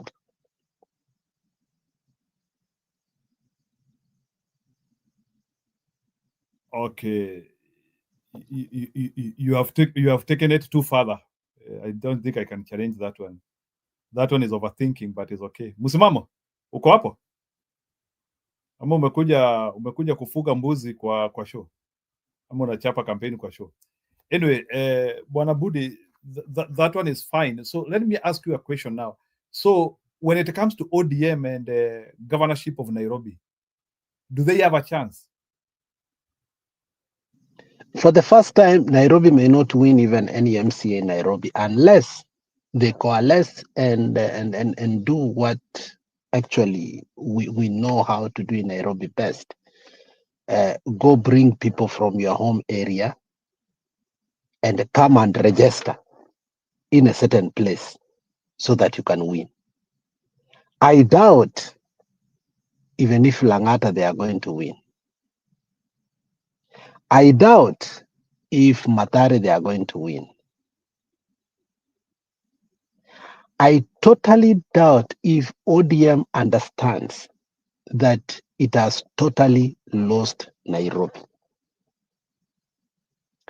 Previously, there were the goodwill of the people on how the city politics should be played against, other local constituencies. But I think we are in agreement that ODM going into government with Ruto collapsed in its dominance for Nairobi. I don't know how you view it, but that is my personal assertion. I think that was the greatest mistake they made, and I don't think they are going to recover in this election. So ODM is coalescing with UDM. Is UDA not increasing their fortunes in Nairobi, or UDA is just a swire ball in Nairobi? Where did you see the Kalenjins? UDA, when you talk about UDA, you're talking about Kalenjins. I mean, my friend, what you call UDA in Nairobi was DCP. Okay? Do you get that? So what you call UDA in Nairobi was DCP. So, Njiru, I don't know how you can degenerate yourself and say that that UDA is in Nairobi. Where? I'm just trying to ask. Like, so you are the one overthinking. You accused me of overthinking. Now you are the one overthinking. No, nile nimesema sasa si ODM na UDA wamesema wanashikana watengeneze chama kubwa. That is their thoughts. Like they have said UDA and ODM, they will make a very big party. It's not what they are saying. If we go about everything people are saying, then I think we will be running on narratives that are false. I want to ask you, Njiru, Nairobi today, where will UDA win a seat? Let's start from, Makadara. Will they? Is Aladwa going to become an MP again? Capital N-O. Is this lady that was mocking the GNCs that his kid died, is he going to become an MP again? No. Alachi. She going to be, we can go like, we can take case to case to case to case, without a doubt. Which belonged to Nick, this Kalenjin guy. That was Langata. Langata. Na Wakale waliongezeka Langata lini? Not Wakale. That was a mistake and it was rigged in. And remember, it was, we were in NASA. And, we agreed that Wiper should not contest against ODM. But then again, that agreement did not work in Nairobi. That's how, even Jubilee won in Nairobi. That was the mistake that was done. Okay. So that mistake is not going. Now, the good thing is if ODM and UDA become one, naturally the rest of Kenya will become the alternative. There will be no zoning anymore. Or if UDA and ODM connect. Yeah. Because remember, the bone of contention is, remember even when Kidero became the governor, the alternative, because we were doing zoning and also fighting against the dominance of Kikuyus in Nairobi versus now Kambas and remember that was what was done, whether we like it or not. We had to choose this Mueni guy to become what? The deputy governor. You remember that? Which Jubilee took over again, was it 2017, trying to promote against Kidora, but Kidora messed up by working with Jubilee, but he had no option as the governor of Nairobi. All the events had to be done with the governor, so he had to cooperate with the Jubilee government, which dented his popularity. Now, the situation of UDA ODM coming together, it's going to be very interesting because the moment before even they merge, they have lost completely. But the moment they merge again, they will be, annihilated completely from the political front in Nairobi. That is what I see.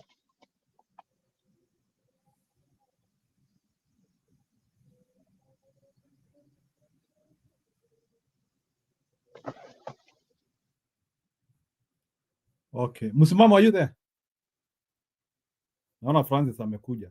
Okay, then if ODM has already died in Nairobi, one of the most places they have thrived for over 20 years, I think then if that is the case, Bwana Mbudi, what about in Nyanza? Are their fortunes still okay? If they have already thawed in Nairobi, what about in Nyanza and in Western? Is the same for not going to replicate? My fear is what we call IEBC. We only look at the election only. We are not looking at boundaries. You know what Museveni did? Museveni knew he was going to lose. And where he knew he will win, he created six constituencies in one area. So I don't know where we are headed with our IEBC. Do you get that, Njiro? So that's my only fear, that we are so glued to the election, but the boundaries. And the person that lied to the mountain most during the BBI was Ruto. But Orengo came out blazing because he was a little bit honest. He said, I support the BBI, but I think Uhuru is trying to make sure that his people control at least Parliament kidogo. And Kikuyus became, and this word I'll use it loosely, they were foolish to support Ruto on refusing the BBI. Because true, the one man, one vote was going to help the mountain more than any other region, because when we were going to do the boundaries, in fact, Kiambu was going to get more constituencies than before. And the mountain will be getting enough representation proportionally as to the rest of the country. I don't know if you understand what I'm saying, because it is so disproportionate. If you look at some constituencies within Kiambu, in fact, one constituency is almost like one county in Northeastern. Unaelewa? So, and one of the reasons why Ruto is refusing to do the boundaries, because he fears that truly the people who needs to get more constituencies are from the mountain. But Ruto akona kichwa ngumu. He will just tell the Ruto appointed IBC to do what favors him. Unaelewa? And the fact that people like Gladys Wanga, Kalume, and so on and so forth have been left like orphans, and they know they might lose their seats, they will just sing the song. You see the danger of now, being in the broad-based government is that they are going to rubber stamp some things that will benefit Ruto, but really not solve the issue of boundaries. So I think that's the dilemma again we are having so far. So Ruto might pull that surprise to us. Will the courts help us? I don't know. So it's about time for us to come out of this and know that that is one of the things that Ruto is going to do very soon.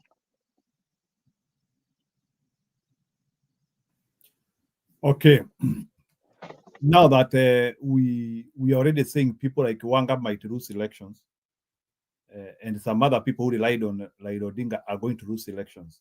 Question: are they going to lose elections through ODM, or it is nominations which they are not even going to get, and ODM is still going to be dominant in those places, or new political parties are going to spring out, which will come and kick them out of power? Is that what we mean? Like a place like Homa Bay, kuna chama itachipuka. One of the dilemmas in ODM was the enormous respect we gave to Baba. And that enormous respect somehow translated to the loyalty that we wanted Baba to have whenever things were tough on him. And we ended up compromising when people were given direct nomination. So, and you need to and you need to know, Njiru, that there are areas, if you get direct nomination on ODM, you are already a guaranteed elected member. You get it? Now, that scenario has changed. You get it? Mm-hmm. So, for instance, the death of the MP from Homa Bay, it will have been direct that Boyd will have become an MP right away. But now you see Aroko is giving him sleepless nights. Gladys Wanga is used everything. Mbadi has used everything. But Magwagwa and Aroko are giving them sleepless nights, which tells you that the will of the people is not going to be forced on the people who get direct nomination. In fact, Sifuna was right that a lot of people are going to refuse to run on an ODM ticket, even in Luo Nyanza, unfortunately, if the current situation is forced on them.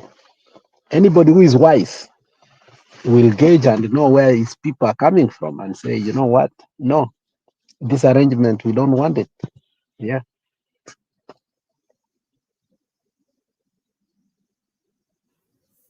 Okay, so I think in Nyanza there used to be parties like UDM. I think UDM is one which I handed there. There is one MP nasikianga ati ya kusimama na ODM. Do you think those parties can actually harvest more? Some of those parties which were not popular in Nyanza, do you think now they can have a breather and they can now actually start now competing. There is a lot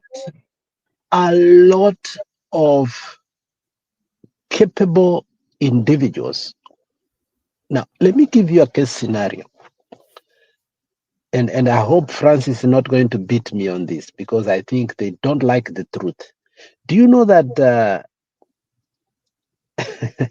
Siaya has never had a governor? Huku kwa Orengo. Do you know Siaya has never had a governor from the onset? Explain. 2013, Oburu Odinga wanted to become the governor. Raila was in the ballot. Her sister was running with somebody over here. And, you know, there was a lot of complaint to the point that Oburu was forced to go to the Senate. And the person that won the nomination was denied. Rasanga, eh? And a compromised person was brought in to be Rasanga. And he did 10 years. He did 10 years. Very immobile person, incapable, so on and so forth. There's this young man who was moneyed but believed to be Jubilee side, loved by the people, but always prevented from becoming. But if when you ask, he is an engineer. Yeah, even if you ask the people of Siaya, they've always wanted the man to become. Now, there was this other guy who was also a budget committee, very capable man, who was an MP, but shifted alliance to Uhuru and wanted to become a governor. He paid the price too. So come 2022, again, there was a compromise candidate. When Oburu and Orengo, you know,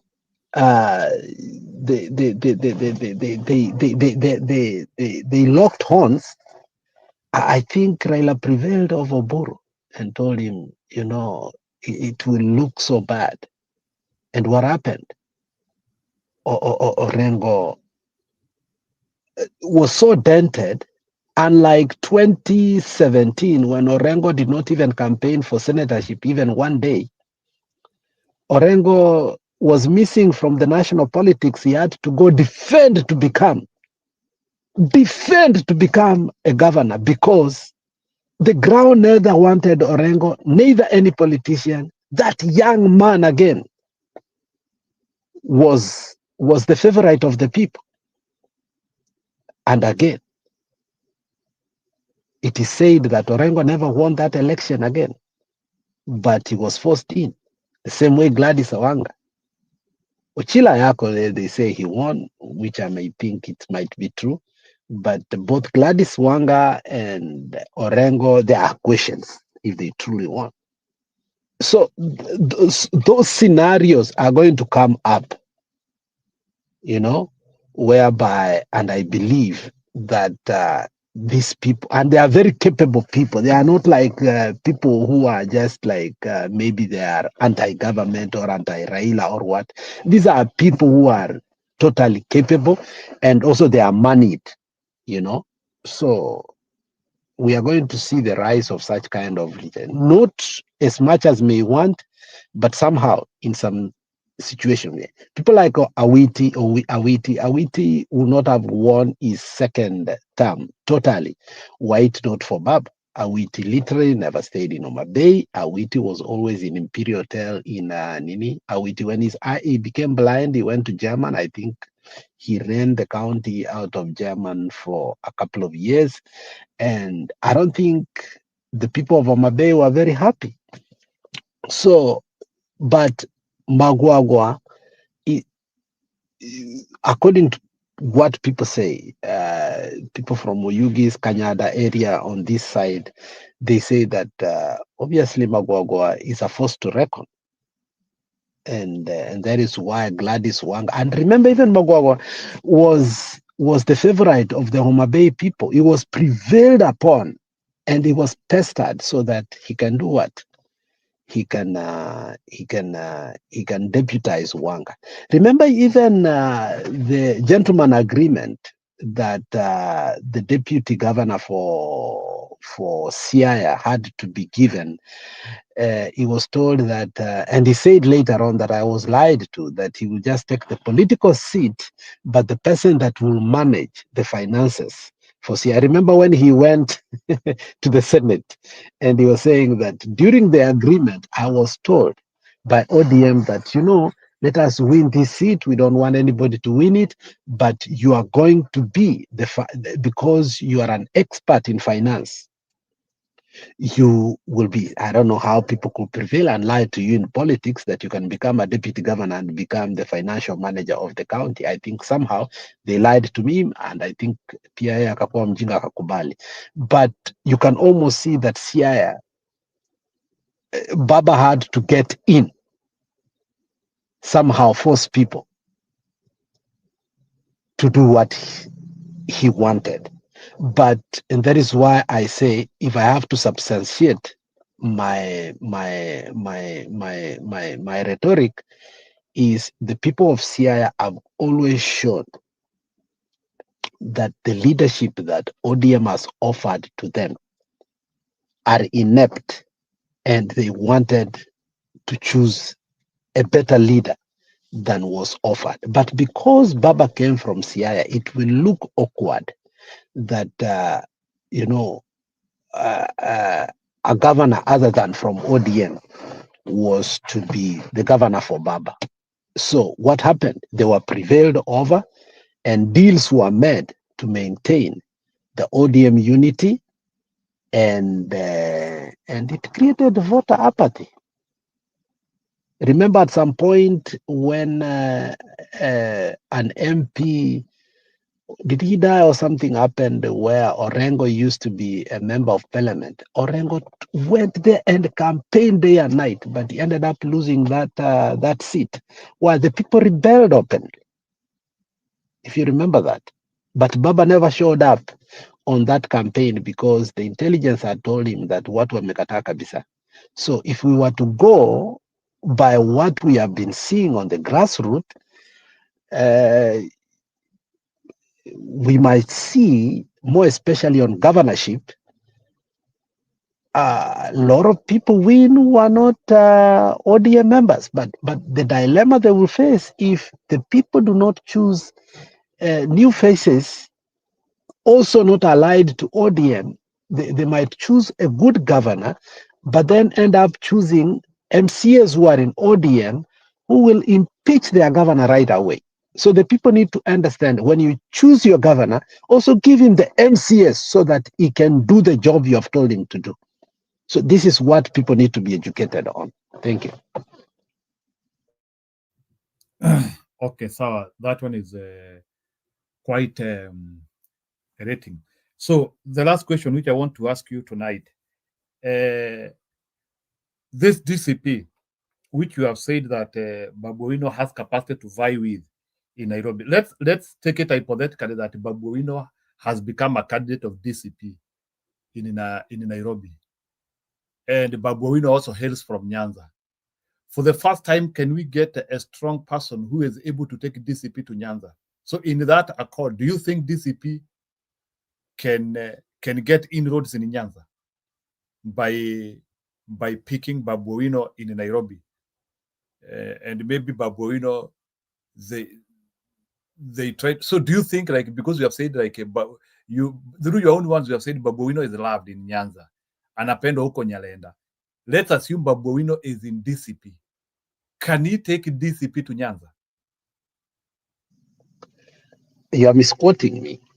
I said Babuino is loved in Kisumu. I did not say Nyanza. Oh, okay. Sorry, yeah, Kisumu. Please. Sorry. Yeah. Okay. Yeah. I say his base is in Kisumu. Let him build on it. And the reason is Siaya and South Nyanza have dominated and overshadowed Kisumu. But remember, Kisumu is the home for who? Ouko, Job Omino, and the likes. like and Anyang Nyong. So let's not forget that. Okay. So, and let me guarantee you, the problem is not Babu Wino. Babu Wino only has surfaced because of the Babu and the lies. The mountain is lying to him. Do you think, let me ask you, do you think the mountain will vote for Babu Wino as a governor in Nairobi? The answer is no.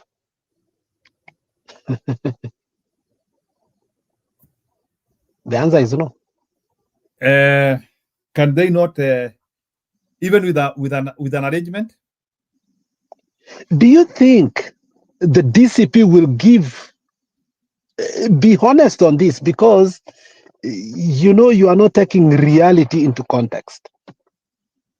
One of the first things that you must put behind your head is Nairobi has 60% of the GDP of Kenya. And any serious candidate understands you don't give away Nairobi like that.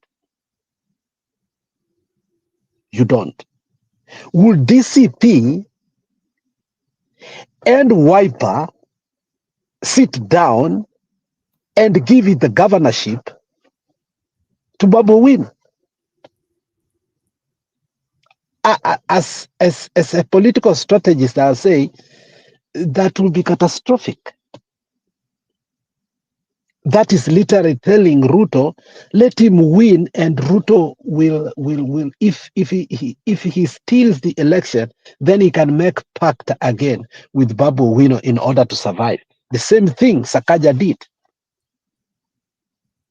So if DCP has to take over and manage Nairobi by all necessary means, it should not think about Babu Wino. If I was a DCP person and I know that my voters want to change Nairobi, manage Nairobi, and be the beneficiary of Nairobi, you don't give it away.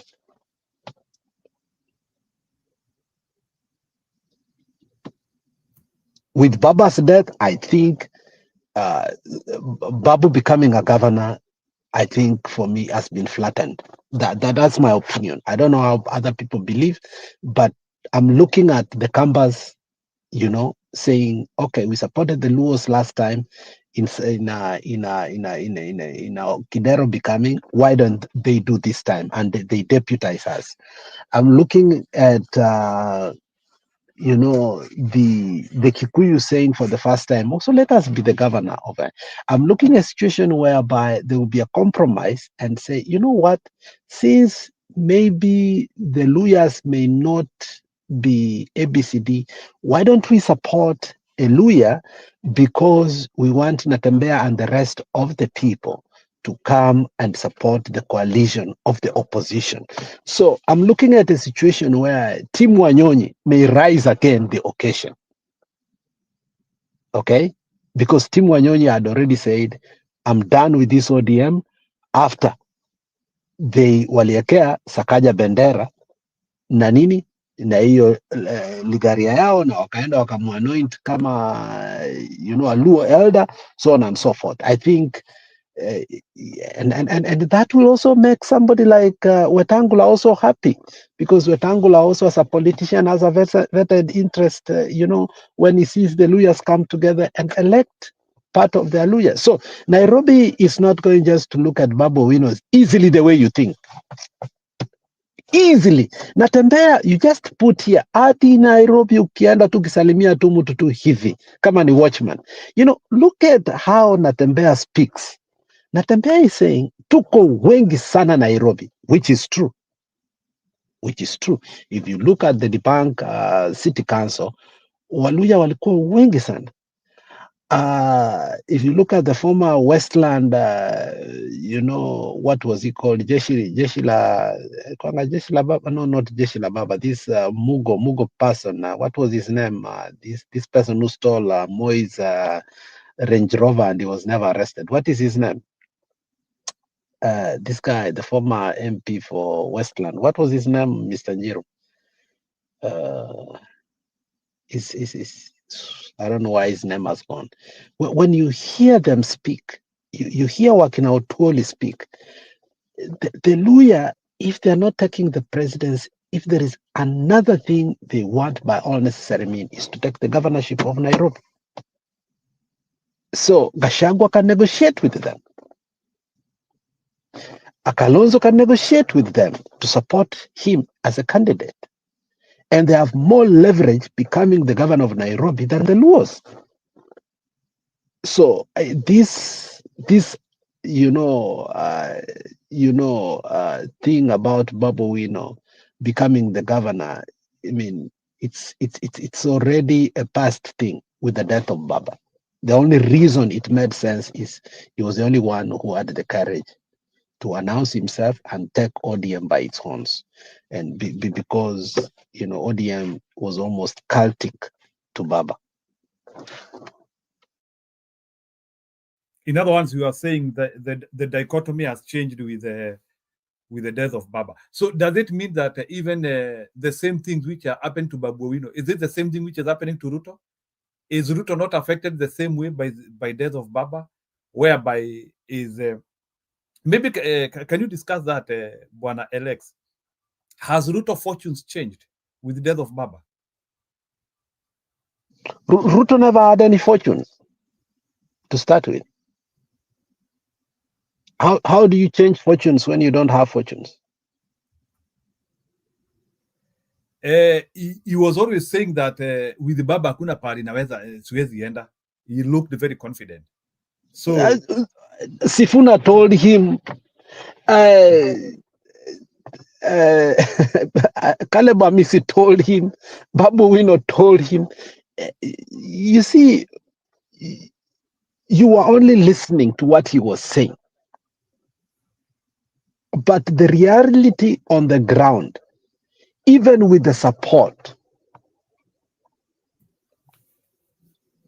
of Baba, somebody gave a very good analogy. When Baba realized Ruto is doing whatever he was doing, that's when Baba came and said, no, this was the agreement. You cannot lie to my people that this is where we are going. And Baba came and said, Nani aliwaambia?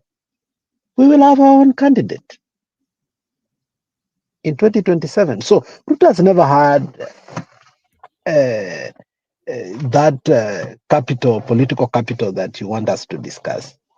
There's nobody who has taken anything out of Ruto because he never had anything, Mr. Njiro. He never. He's lost it to the point that he's negotiating with with Gideon Moi so that he can give him a cabinet position. Ndiye ashinde wapi? Baringo senatorial seat. And then a GNZ goes there and the boy is winning, broad daylight. I don't know if you are following in that by-election of the senator for Baringo. So which fortune does he have?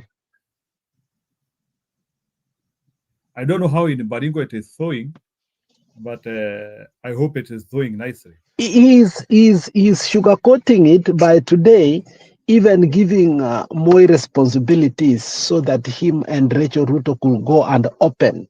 Did you see that nonsense? Now Gideon Moi is opening some conferences with Rachel Ruto. Did you see that government assignment? Because the fortunes are not there.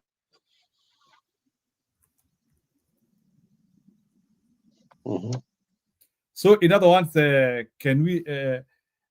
So what was Ruto doing with the Baba?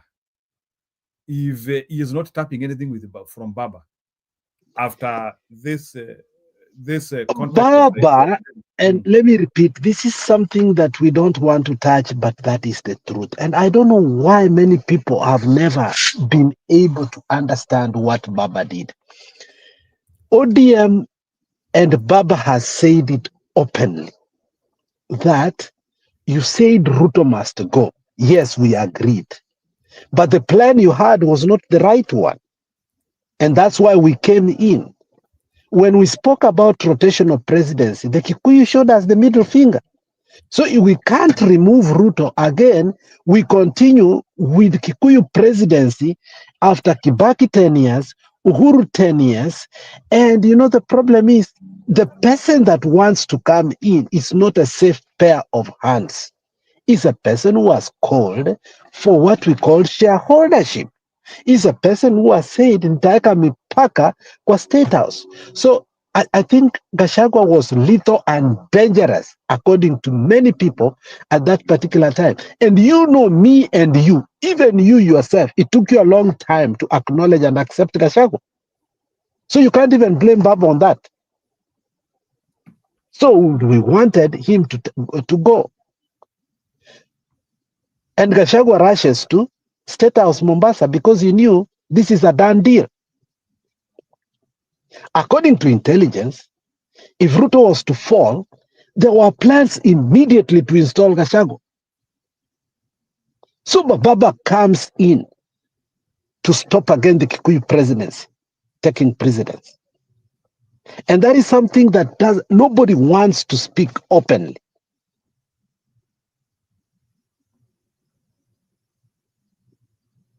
But there are people who have been courageous and you can go who have defended the position of Baba. And I think 2 or 3 people, and I've listened to them saying, I think now we agreed. I think there was somebody who I listened and I laughed because he was so more open. He said, you know, with Gachagua coming in, I think we were told Gachagua actually is not presidential. He should not become. Let us find a solution. Then up to 2027, then I think maybe we'll get them out.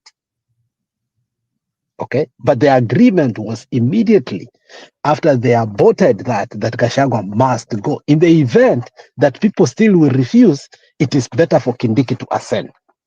So why did Baba come in? You know the answer, but you never want to talk about it. Baba was a stabilization agent. So stabilization meaning what? Gachagua should not take over. Yeah, I think it was all about blocking Kikuyu supremacy once again. Let me say it live and clear. I think if the deputy president of Ruto, maybe, and I would ask you that question. So let's assume like it was Mother Karua who was deputizing Ruto. Could Baba have behaved the same? No. Remember, Gachagua made one little mistake, which he continues to make until today. And you and me and Joseph and the rest of the country knows his dominance. He has one good characteristics that we like. In that dominance, he is able to curtail us and silence Ruto. But on the flip side, that dominance is dangerous. And that is why he's not able cohesively to work with other leaders. Unaelewa? So even within the coalition, earlier on, whether we agree with Ruto or not, there was disagreement with Ichung'wah, there was a disagreement with Ndindi Njoro, where there was disagreement with the governors. He took a position that he wanted to force his anointment as what? As the kingpin. The truth again, he went further, denting his relationship with past leaders by intimidating even the former president, by organizing openly and them going to the farm of that leader. So in one way or the other, he created fear that even the Kikuyu leadership that wanted Ruto to go, they saw a danger in Gachagua more than even Ruto. And we never want to talk about that again. So that the biggest problem Ruto was never removed was the character of Gachagua. Had Gachagua been a voice of reason, so in obviously, like today, we intimidate Kindiki so much. But if we were to remove Ruto, I don't think anybody will say, okay, Kindiki no, we could say let him stay there even 3-4 months and we see how we can get him. But the imagination that Ruto is going and Gachagua is remaining, more particularly on his rhetoric about, shareholders. Gachagua was so little. Let me tell you, Gachagua used to speak some things, my friend, that even Ruto used to feel. Right now, the way he talks to Ruto, mpaka Ruto ananyamaza kabisa. it might be to our advantage right now, but again, it will be a danger later on if again they take the government and it goes back again on us. So, Bonambude, I want to advance you further on that. So now we have now started to identify the reason why Raila Odinga couldn't help in actually bringing a new liberation in Kenya, and he would rather have worked with Ruto than seeing Gachagua becoming the president. Now that one is clear because of how Gachagua was conducting himself and lack of trust from majority of the people who felt that Gachagua would be much maybe. So maybe if I ask you now this bold question, so if Gachagua was to become a president after Ruto, what were these people fearing? What is Raila Odinga fearing? What are these some of these? Gachagua will never have become a president after Ruto. That one I will guarantee you. No challenging in his sane mind. No challenging in his sane mind will have allowed that. No, I'm talking when now like Ruto is almost crashing after this June 24. You remember the June 24? June 24, 24? So when we are almost seeing now where now Ruto anaenda kutafuta Baba. Now let's assume Baba was not available, and at the same time you have discussed and said that there are now some consultation whereby there are some people who are now making effort and trying to block Gachagua president. So the question which I'm asking, why is Gachagua presidency being blocked at this time? The people who rushed to Baba to block even that was the Mount Kenya Foundation in itself. What are they fearing? The punitive nature of Gachagua. Gachagua believed he was second in command and he had not been accepted in backyard. Okay? So the leverage that he came up with was the people gave, which was true. But the leadership under which they all were elected with Ruto did not regard him as a safe pair. He went all out against the previous regime. Okay? So from business. Uh-huh. What I'm asking, so you want to tell me that his own armor and charge was actually rejected at a time when like you can say like he was a very hardworking man for Ruto. So that energy is what these other people didn't want to see it. I'm telling you, Gachagua weakness is the same, strength. Unfortunately, it can only be used for your advantage. But when he wants to use it for his advantage, it becomes what is the right word I can use? Like, not sabotage, not for him, but to you. Then when you realize how powerful this person is, there is fear within. When he is using his rhetoric for you, it is sweet. Mm-hmm.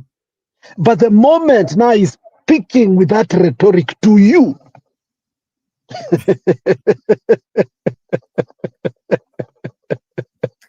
that's the biggest problem we have. I love how he's attacking Ruto, but the moment he has attacked Matiang'i kidogo hivi, I have felt the stench, and I will tell you. I will tell you, the moment he did that, that's when we divorced from him. The Kisii region said, no, we don't want this thing. He doesn't know how to manage. Huh? He doesn't know how to manage himself. And is he aware, or he is just a bulldozer which has to drive on a rail even when it is not needed? Is he aware of that? I think there are some weaknesses are too natural that there is nothing you can do. You want It's to tell like me that Gachagua cannot be coached? Somebody cannot sit him down and moderate him and place him, or if you moderate him, you lose Gachagua. Let me ask you, you are in church and somebody just abused you 2 minutes ago and you hear it. And you start manufacturing, uko na degree ya hii, uko na nini nini. Nobody coaches that man.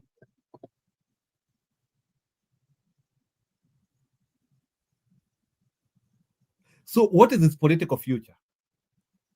Is he that of Josephat Karanja? Is that of Josephat Karanja?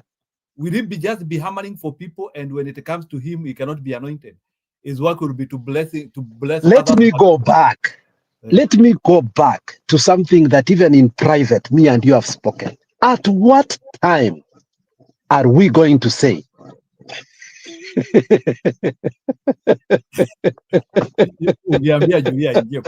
That's a question for Julia. At what time? I've always asked people right now, as he's supporting Kalonzo, PK will be happy. But the moment he becomes the president and start asking the shareholder, and he uses the same word, sissy shareholder, will PK and the rest of the Kambas tolerate it? So we need to come up with this idea that, you know, when the Israelites were told to go and annihilate completely everything of their what? Of their enemy, they went and said, you know, there were these beautiful togegas we found there, and we found these beautiful cows that and we brought them, but we killed all the men. And the Bible is very clear. God told him, okay, you did this, you don't know what you have done. These people will be a thorn on your flesh forever. I don't know if that is what exists until today. They say so. That's why we see whatever is happening over there. We picking up Gachagua for our behalf to attack Ruto. And probably politically you will remember me for that. Gachagua is already a thorn on our flesh as we go to the next election. He is a man who became the kingpin without our knowledge. Everybody knows that this man is this is who he is. But because we hated Ruto more than thinking about the position of a kingpin, we anointed him. So he executes it very well, but at the same time, his weaknesses remains with us forever. So that is the dilemma we have with Gachagua. Do you want to tell me that Gachagua is infunctional in the government? What do you mean in functional? What I mean is that it looks like Gachagua will do the job. When now it comes to the time when he is now supposed to relax, it looks like he will continue in the same dichotomy of like maybe not being able to maybe to cool the horses. Can we say like he is not able to cool? He charges forever? Okay, now let's go to the Davidic. Probably, I think you are more spiritual than me. Let's go to the Davidic dynasty because you exfoliate a lot from it. One of the first duties that that David gave to his son was not even to build the temple. Do you know what it was? Let me tell you what it was. He said, when you have become the king and I have died, please eliminate Joab These sons of ABCD, they are too powerful for me. And indeed, when Solomon became the king, the first thing he did was to eliminate the person that favored and made sure that Uriah had died in the battlefront. And as a result, and I want you to see this irony. As a result, had Uriah continued to live, Bathsheba could not have given birth to Solomon, so Solomon can become the what? The king.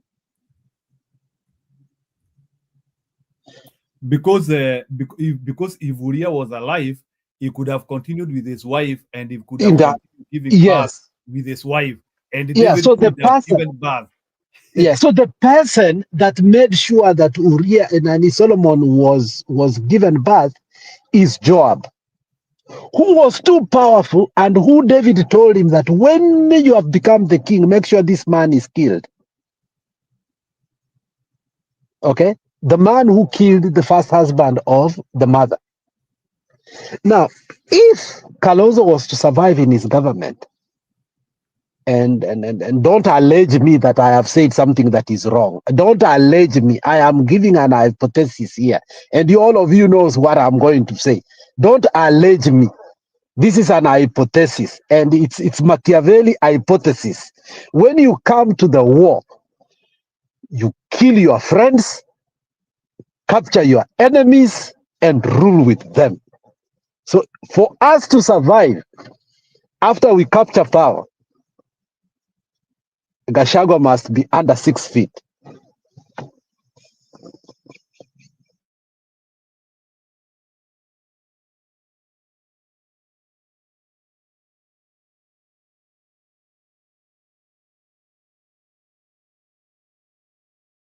A moment of silence. No, that is too huge. That is too huge. So, you want to tell me that this man is not curtailable while he is breathing? My friend, when the guy speaks on how they differed with Ruto, Ruto told him, I've been in politics for 30 years. You are impossible. He tells us. You know, people reveal who they are unintentionally.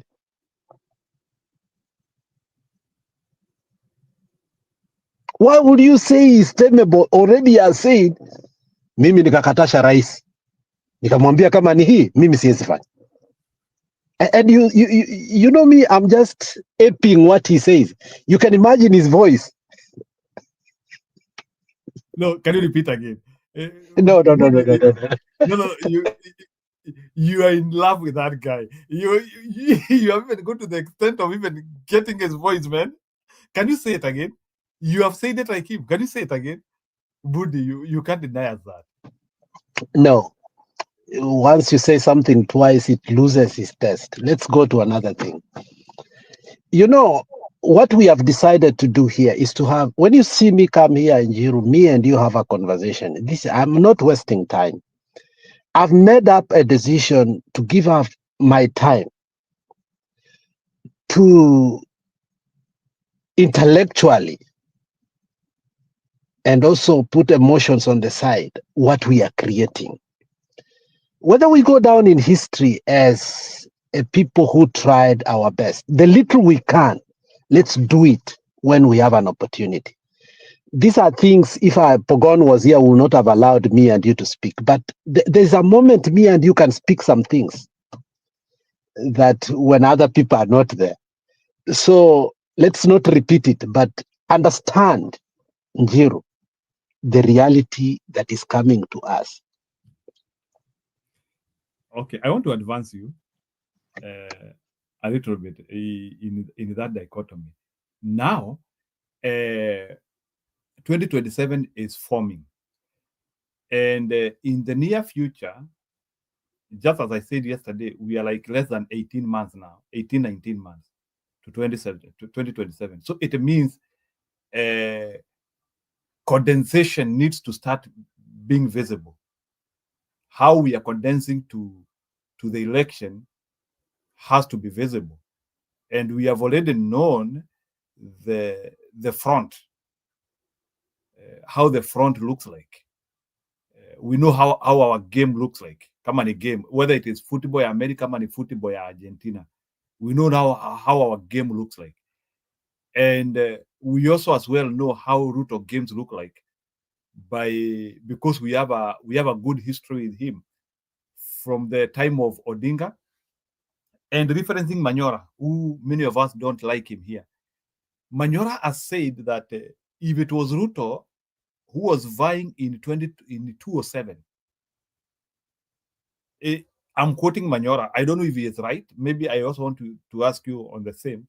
Manyora said that if it was Ruto who was vying in 2007, Ruto could be a president now. No, not now, but then. And he claimed that Ruto couldn't have allowed his win to go away. That is Manyora saying. Now, the odds are against him, because especially he has lost too much. He has lost the hustler narrative. He cannot rebuild it again. Young people have gone. Even Ruto himself knows that people are frisked away from him. Now, the question which I'm asking you, do you think Ruto has courage? The way he can't accept a win, he can't accept a loss in a win which he has. Does Ruto have courage to accept a defeat if it appears? Can Ruto appear in a TV and say, I accept the will of the people? Hypothesis number 2. The truest hypothesis, but that which we never want to imagine. The so-called truce between Kikuyus and Kalenjin was an emotional rebuttal, first, to the Mau issue, and secondly, for Uhuru being taken to The Hague, not Ruto. So the Kalenjins were there for their Mau, not for Ruto. And Kikuyus were in the defense of their son through an emotional appeal of Michuki, who said, ukitaka kuongea na Wakikuyu, lazima upitie Uhuru Muigai Kenyatta. The duo came together for political expediency instead of sitting down and dealing with their issues. The enmity between these two communities never ended. And to the end, a lot of Kikuyus never returned back, including the Kisis. Even us, we never went back to Eldoret and other areas. That which we were to deal with and finish was postponed. True to the prophecy of Gachagua, who has sat down with Ruto, and I'm going to quote him.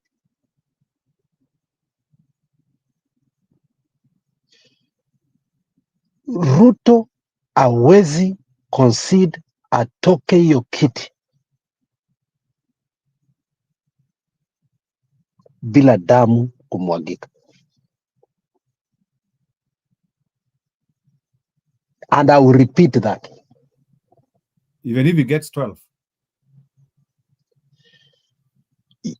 It doesn't matter how you question or you turn around your question.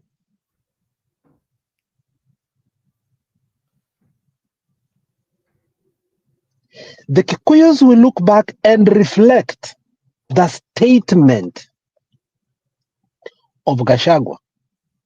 Gachagua knows this man is not going to accept. He has prepared, you say, 2007 will be Christmas. And you better agree to that if you want to take Ruto out.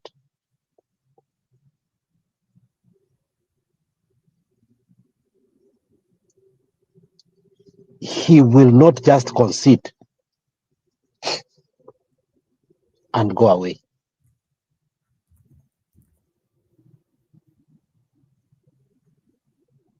And you must give Baba credit. During the campaign, and for some reason you have heard these things several times. That's why sometimes I even fear Martha Karua. Kibaki was ready and said, no, I don't want people to fight. The people that surrounded him said, no. Ruto during last campaign has told us openly that Uhuru gave up.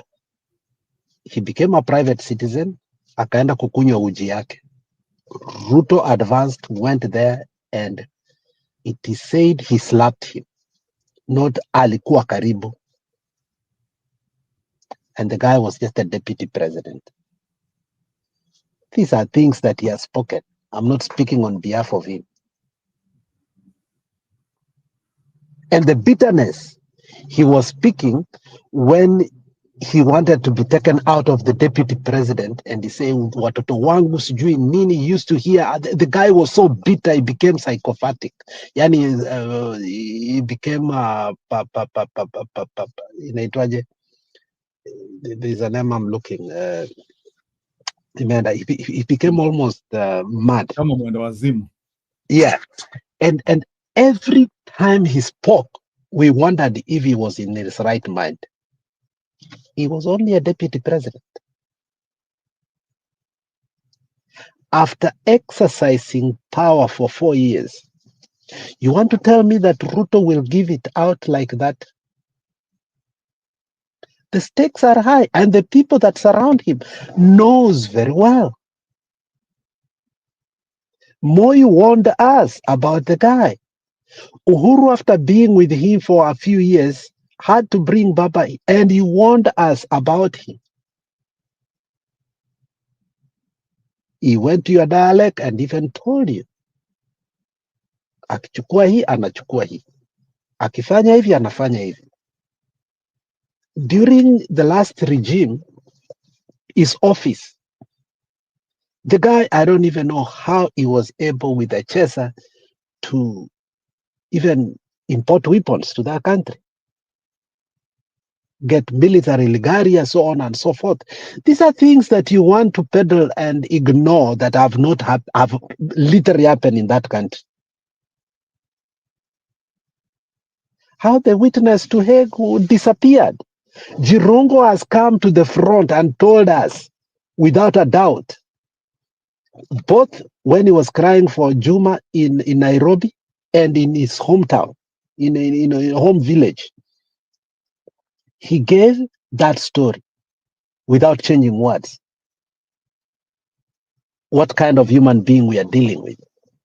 And you want to forget, just because it is decorated by the name president, that his personality has changed. So we are dealing with an animal here. But I also agree with Morara Kebaso that for you to steal and be able to ascend to power against all odds, you are not a dumb person. For you to be able to steal the trillions that he has, that Gachagua has told, you're not a mediocre person like me. I'll be very honest with you. If you gave me some billions today, I may run mad, because I don't imagine how I can be able to manage that amount of money. But these people are able to do that for some reason. So their level of evilness is beyond what maybe you and me may think. So these are just classic examples of things these people have done. Now, you can imagine taking that away from him. What can happen? This is a person who has extended his territory to the point that Gachagua himself has told us that he is willing to get gold for the lives of children and women. Gachagua said it many times in the US, in Kenya, that this is what is happening. Let me pose now this question to you, Njiri. Do you think this person will give out power, given these scenarios that I'm quoting? what he himself has said and the people around him. Do you think this person will give out power like that?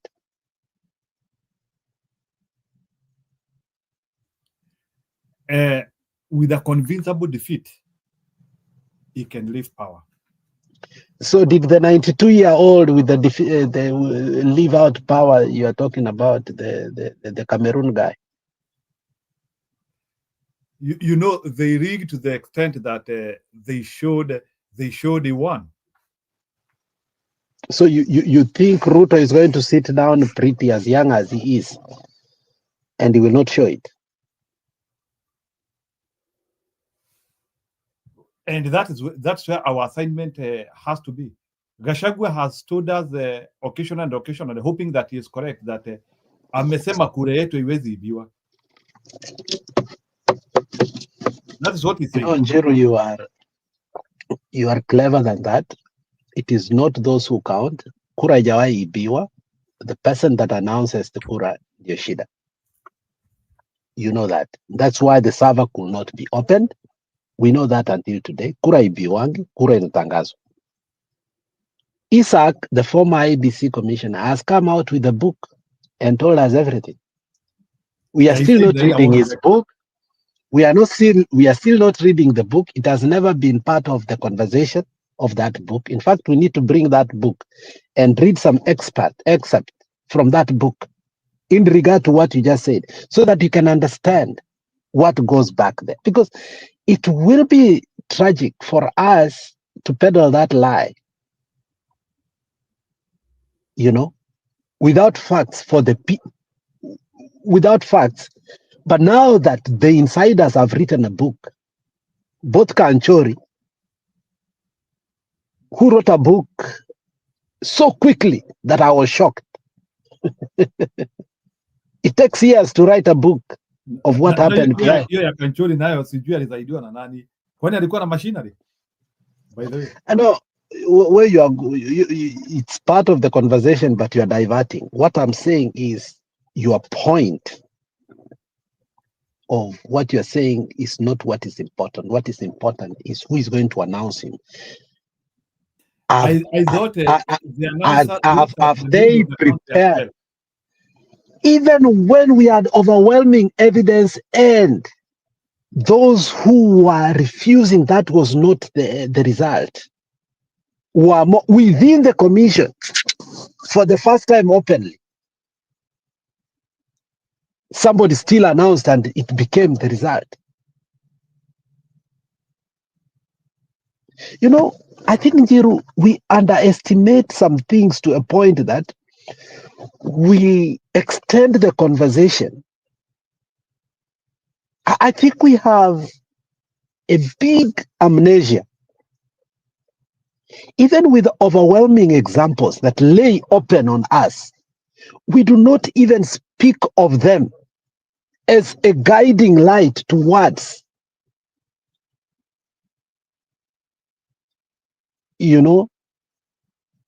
being able to definitively understand what can happen in the future or prophesize in one way or the other. So with the election of Kenya, you don't need to prophesy. You need to look at the trail.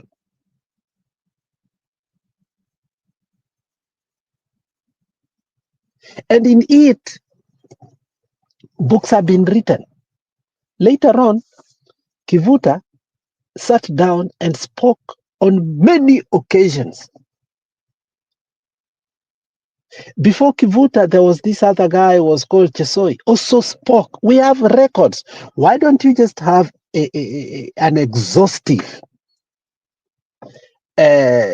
conversation with the videos of the past IBC commissioner or ECK commissioners, and we discuss them so that it can lead you, so that you don't keep on asking the same question by going round and round and round, so that you can get the answer that you want, when we have overwhelming evidence on how the state outmaneuvers us, even when the result is right. So that's the unfortunate thing, that we are not exhaustive. We are not topical. And I think this is where Pogon does very well more than us. Pogon is very topical and very exhaustive. Pogon can decide to dwell on one thing until he exhausts it. And I love that. But when we keep going round and round, become political and we forget the reality of it. But if we put into content and context of what we still have tangible, both written, said from the past commissioners on how all these things are done, you get to a point to understand to what point did Gachagua get to say, let's be prepared for that Christmas, something that is more than the Christmas of 2007, if we want to get out of the current system.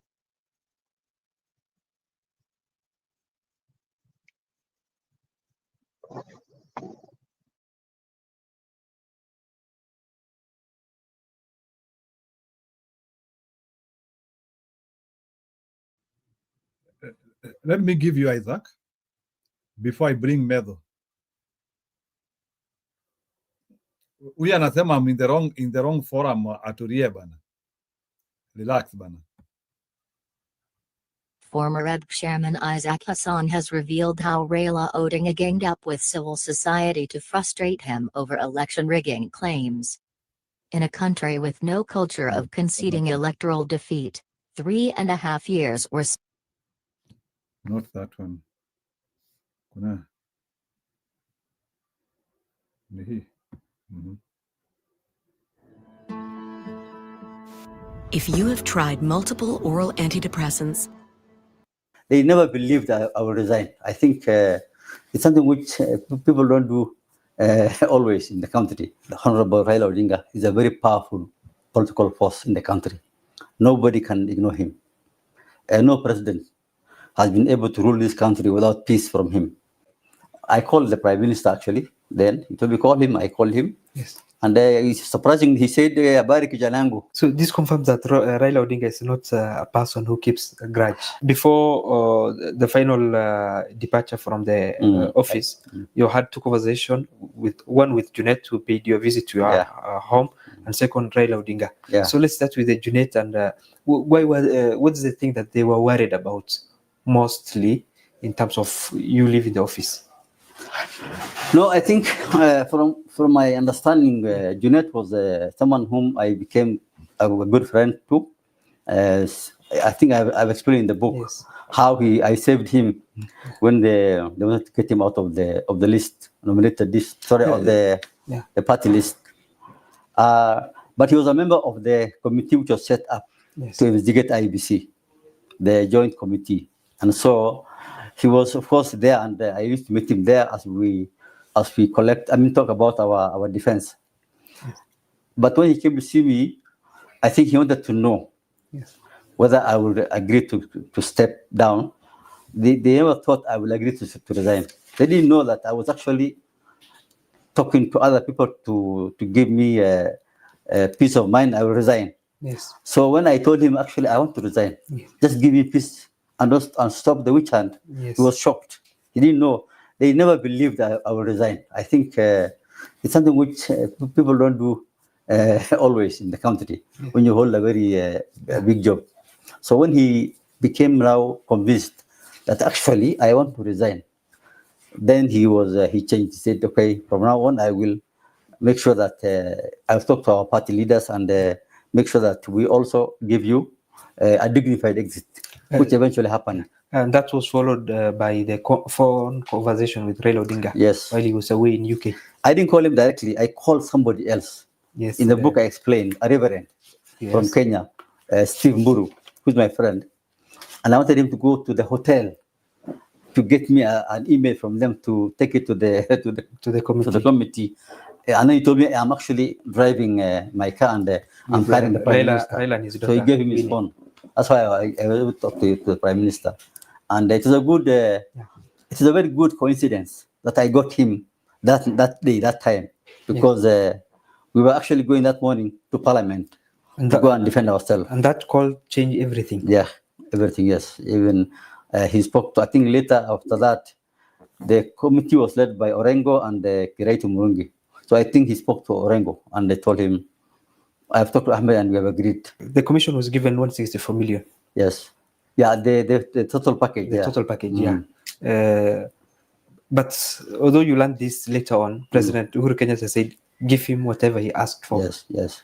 And you did not ask for much. No, I did not. I didn't want anything. I mean, I just wanted to get my my name cleared, not to be. I was just tired of the witch hunt. I mean, every morning waking up and people just trying to put blame on you. Yes. You reach a point when you are mentally exhausted. You become I just want out. So I had reached that level, and getting they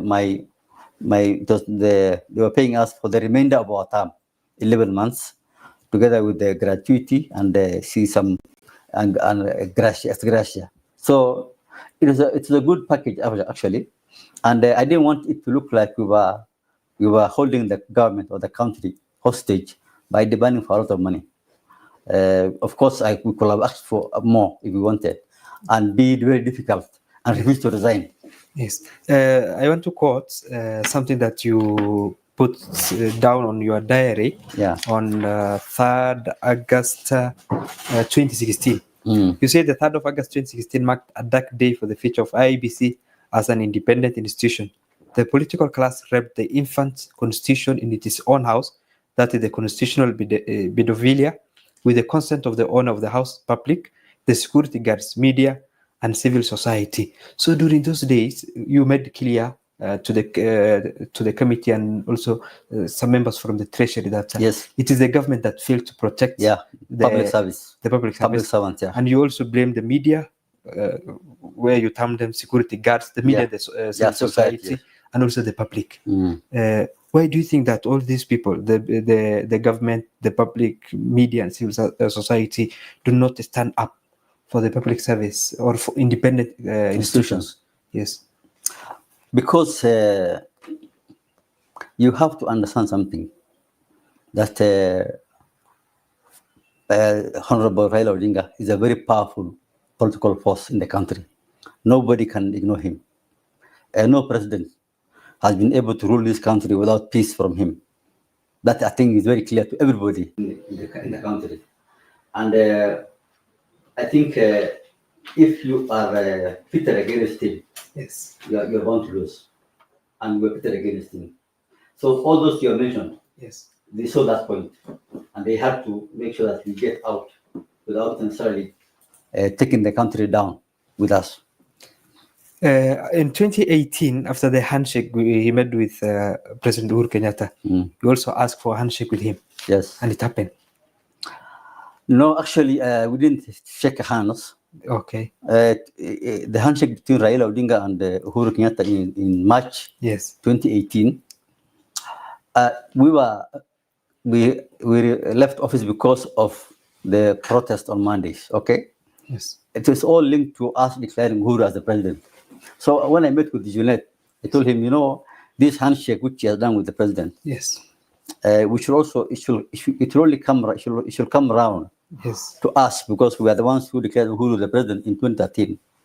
And I called the prime minister actually. Then he told me call him. I called him. Yes. And surprisingly, he said, "Habari kijanangu," which surprised me because I thought he was still angry with us, but no. And he said, "Okay." I told him we need to come and have a handshake, and he agreed. He said, "Come to my office in Capitol Hill." Then I called the other commissioners to come, and we have a meeting. Yes. And I told him, "No, I want us to go and see the prime minister and shake hand." So some of them agreed, but majority said no, they will not. So this confirms that Raila Odinga is not a person who keeps a grudge. No, that's why, in the book I explained. You said that he's for a him, magnanimous person. he went, he moved on, and he did not hold any grudge. Yes. I think for him, it was that time, he was unhappy with me for that election, and he moved on. During the Monday Frimbis, some of the people, they were telling you, go back to Somalia. And then actually the current president of the Somalia, Hassan Sheikh Mahmoud, who was then serving his first term, said, is this Ahmed a Kenyan or a Somali? And then he said, they are ready to accept you. How did that make you feel your fellow Kenyans are asking you to go to Somalia, and then the Somalis, they are asking you, we are ready, come to us.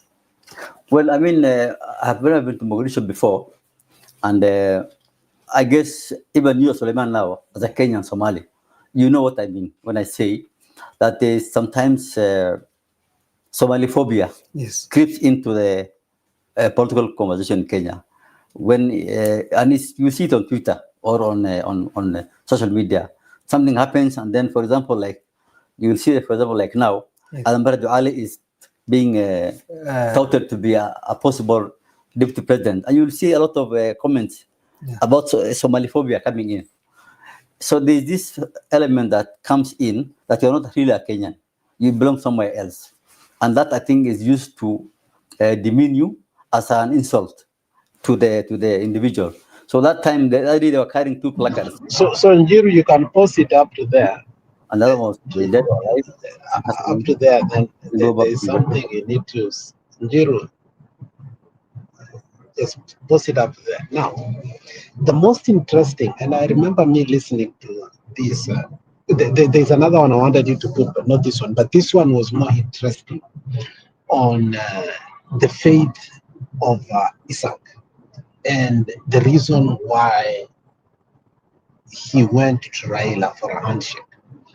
You know, if you hear him, he's not saying it openly, but he says, if Uhuru has had a handshake and forgiven for what? That's the question you must ask. For stealing the election of who? Of Raila. Now, Isaac says, then I am the biggest culprit. I'm the one who declared him. And therefore, I have also the need to go and seek.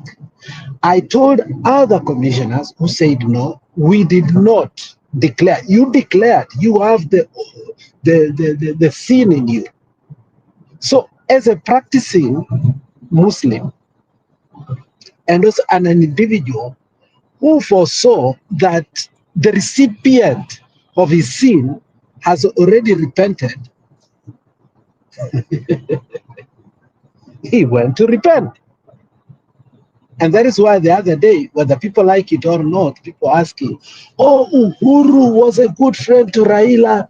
See, the next day he went, my friend. No, Uhuru went to repent again for having denied this man to become a president twice. And sometimes we refuse to say these things openly, you know, but that's not, you know, the point that we were extending here or reflecting upon. It was the role of the person that declares the election. It does not matter what we do. And what made Isaac, and Isaac says, I was exhausted mentally about the maandamano. Okay? He acknowledges that his role had come to an end. His role had come to an end. And because his role had come to an end, you know, he was of no use at that particular time. And what followed was for him. And that is why now we are saying, whatever Gashago may say, if Ruto has already handpicked the person and he's being groomed to, if you look how Chebukati was groomed and how Chebukati alitusumbua, you know, we wondered, you know, why is Chebukati constantly this way? Remember at one particular time, there was some meeting going somewhere, and then Chebukati decides, calls the media, nimeitwa, papers are where? At the airport. Without all commissioners, he rushes there. And I think Akombe has given a vivid, you know, narration into what happens. And how a gun was taken and put on Chebukati and told Chebukati that you need to announce this. So until we deal with that, Ama familia yako iende. Yeah, I also heard that it's also family was in a hostage. Oh yes, Akombe has said it openly. Go read Akombe and everything. And Akombe has been very exhaustive on how what was this guy who was killed by Moses Kuria knows very well. You know, he told us he's going to tell us. Musando. You know, all these things are there. And that is why we are saying, look, I mean, Kenyans need to come up and understand. Yes, election cannot be stolen, as Musando had said, but it can be declared against the will of the voter. That's why Raila insisted of the servers to be open.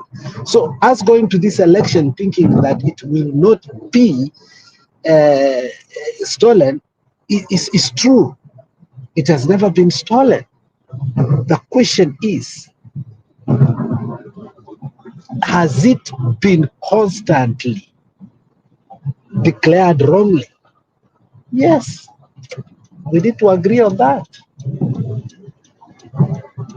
And if you can't agree on that, then there is no need of lying to people to go to an election. And now we also need to ask ourselves, all those errors which have happened previously, are we going to carry them over to 2027, or there is something which opposition has learned?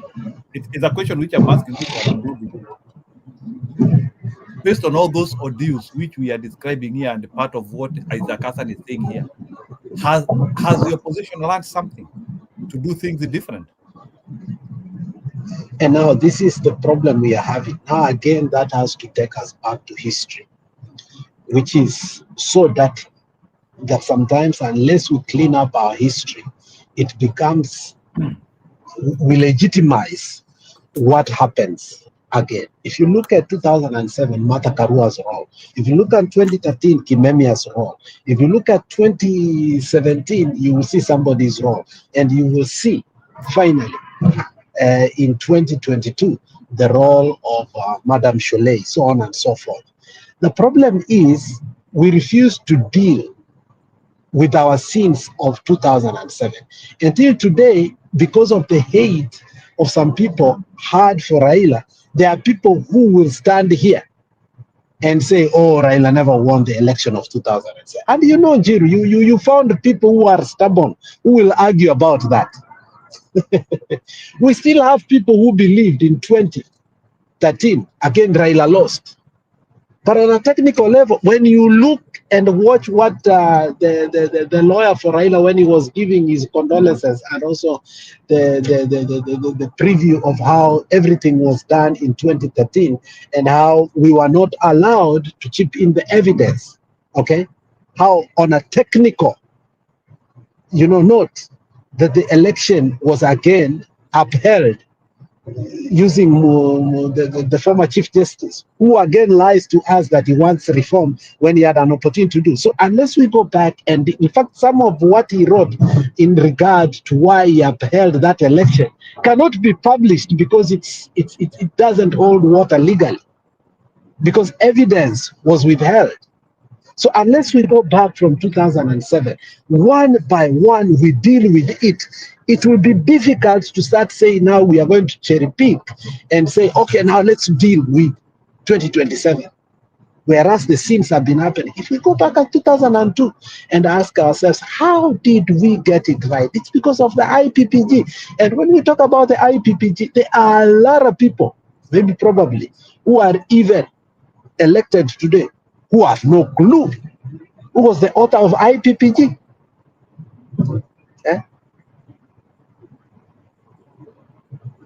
We dealt with 1997 on how 1992, what happened, 1997, what happened. We dealt with the two in order for us to have the 2002 election where Kibaki overwhelmingly won and it was dealt with.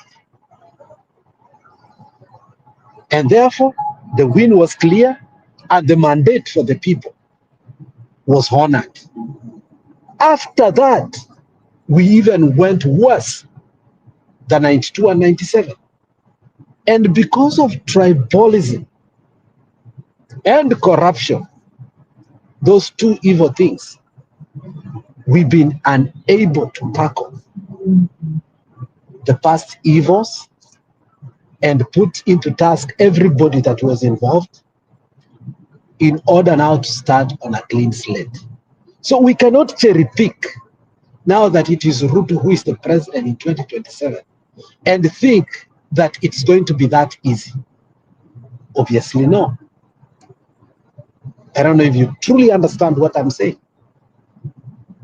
That country degenerated in 2007, and we all must agree the evil that was done there.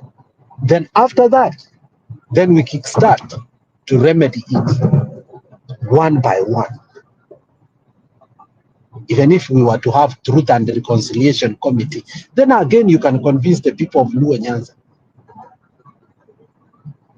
You can convince the people of Western the illegality of swearing somebody at night. As a country, we put it to the past and rest and say, you know what, never again will election be stolen or be declared or be taken to court and evidence not admitted. You get it? Yes, I get. Yeah, but if we don't deal with it, then, you know, somebody is going to be more crafty every time.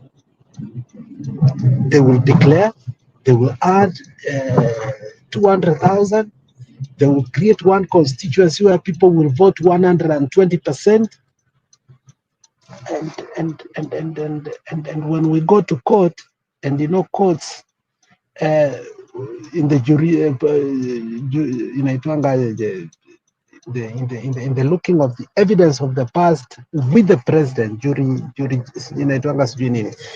when you're using that as an overture, you say, since in 2000 this happened and this, and one of the most courageous thing we ever did that has helped other countries and now becomes an example all over the world is what Maraga did in 2017, that countries like Zambia and other countries have been able to use it to bring electoral justices. And if we can go back and revisit that, and then I think Kenya will be an example of dealing with its past evil. But unless we do that, I think we are giving Ruto a free ride. We cannot cherry pick.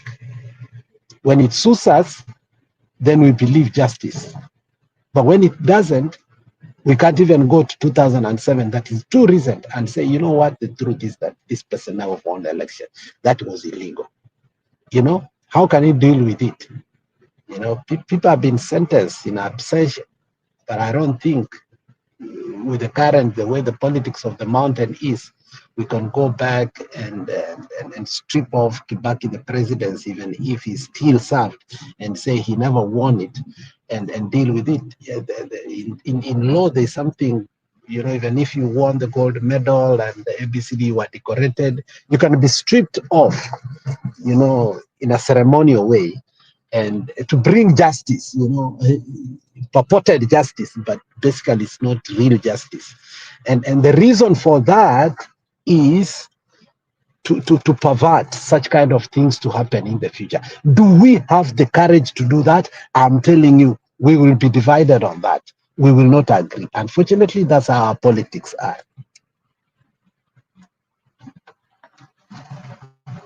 Yes, indeed. Yeah. I agree on that. So can we allow Meadow to speak now? We take an high partner as we finish this podcast. Yeah, let me look for Meadow and then I call it a night. So wacha nione kama nitapata Meadow. So anaitwa Meadow. I'm hearing that he has really proved to be a Medusera.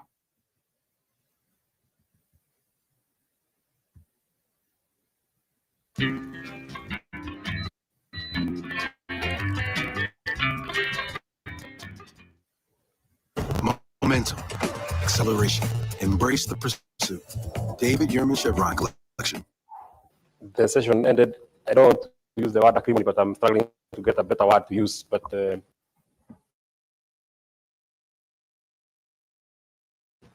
I mean, the situation escalated quite quickly, so we were not able to pass our condolences. And if you allow me, in a minute, I want to pass my condolences to the family of the Honorable Raila Odinga, his wife, the children, our colleague Senator Oburu, who is now the new party leader of ODM. Mr. Speaker, sir, the departed Prime Minister is a man who lived one of the most successful political lives any politician would think about. He worked with virtually every regime. They all came and left him. He worked with the President Moi, came and left him. And there are many things that we can learn from him, but I think the hallmark of what I would learn as a young leader from the Honorable Raila Odinga is being brave, choosing the path of justice, even when it is very lonely sometimes. You do not have, and it was said in a book that I read called, I think, Half a Day, there's I don't remember really the title, but there's a man called Dr. Stockman who said, quest for justice. So therefore, one of the most we can actually remember from the departed leader, John Raila Odinga, is that when he voluntarily chose a very difficult thing, and it has not happened again, he chose to resign, go back, get another party, and go back to his people, and again in Langata in 1994. That is not a feat that has been, or that is not broken by anybody. We may act brave, we may act courageous, but we have never gotten to that level. He is one consummate politician who has been extremely successful, powerful when he's in government, and powerful when he's not in government. He was just as powerful when he was in government as when he was not. He was as powerful when he was Prime Minister, and when he was leader of opposition, when he was in the handshake, and when he was in the broad-based. I may not have agreed with him when he moved to work with President William Ruto, but he always pursued what he believed in his heart was a correct thing. And I think it's a lesson that all of us should be able to carry home. I want to congratulate Senator Redama. And by the way, in the spirit of honoring and remembering the life and times of our departed Prime Minister, one thing that we must also acknowledge and recognize is the kind of mentorship that he offered to young leaders. Mr. Speaker, Senator Redama is fairly a very young senator, not of course as young as I am, but he's fairly a young senator, and has been given quite a huge role on the parliamentary responsibility, being the minority whip. The same case to Senator Sifuna, who is the deputy minority whip and the secretary general of the party. The same case to Senator Eddy, who is my age mate and chairman of a committee. And many other. Senator Ososi is fairly a young person and is the deputy party leader. He has been able, and he has been seen, when we speak about the leaders of tomorrow, he actually was in the forefront in preparing the leaders of tomorrow. You don't just speak about leaders of tomorrow and you are doing nothing about it. There are many other people who do not want to give young people opportunities to grow and to exercise the talents and leadership capacities and potentials that they have. I also want to congratulate Senator Redama for this bill, which in my opinion, Mr. Speaker, or Madam Speaker, sorry, wants to operationalize Article 96 of our Constitution. Mr. Speaker, in the quest for hunting for resources, especially to our counties, we hunt hand in hand, especially with the governors.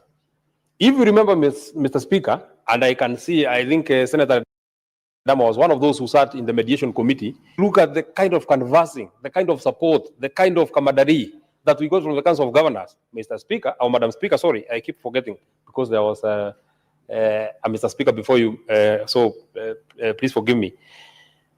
If you see the kind of support that we got from the Council of Governors, it is the same support that we would require and would not even request. Is the same kind of support that we would expect when we are overseeing how this money has been spent, Mr. Speaker. But once this money has gone and budgeted, Mr. Speaker, that now becomes the beginning of the sore part of our relationships with the Council of Governors and the County Executive, Mr. Speaker. I'm happy that I'm seeing Senator Ososi here. You remember during the formula debate that we had here, there is something that we passed that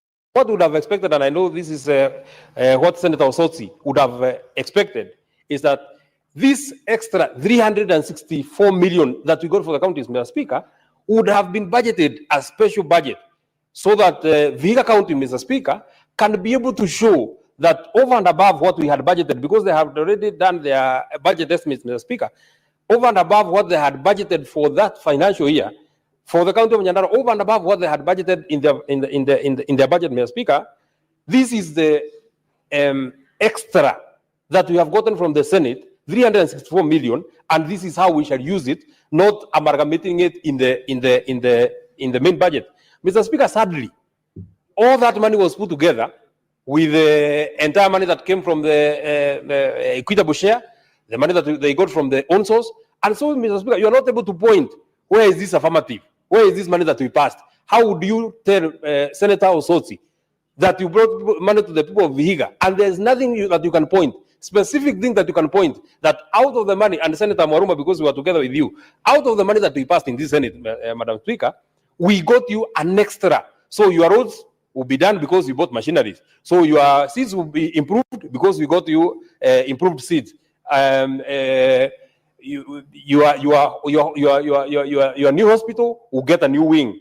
These ECD centers are the ones that we got out of this extra money. Mr. Speaker, Madam Speaker.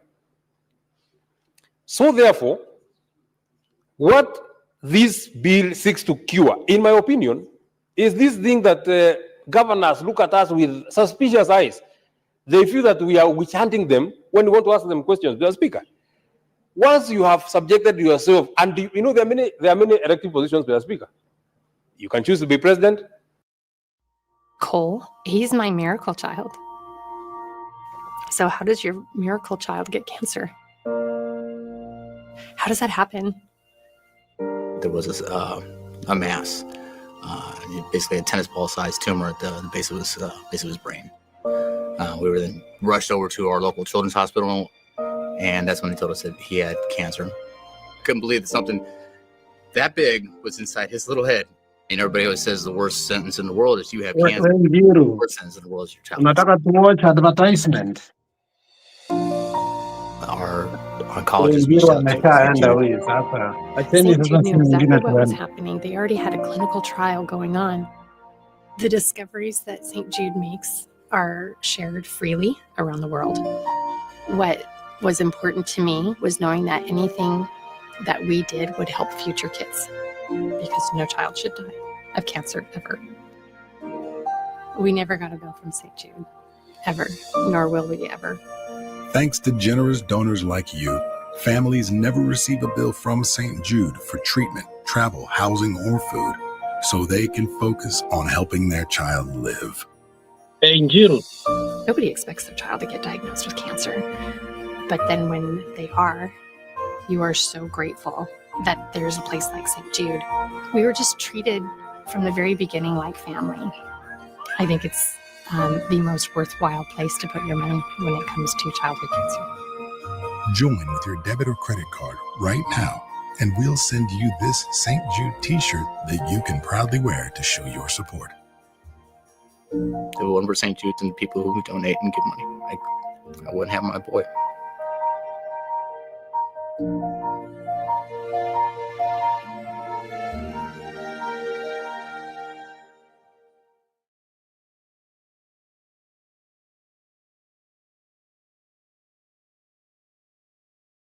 I'm going to let you in on a little secret.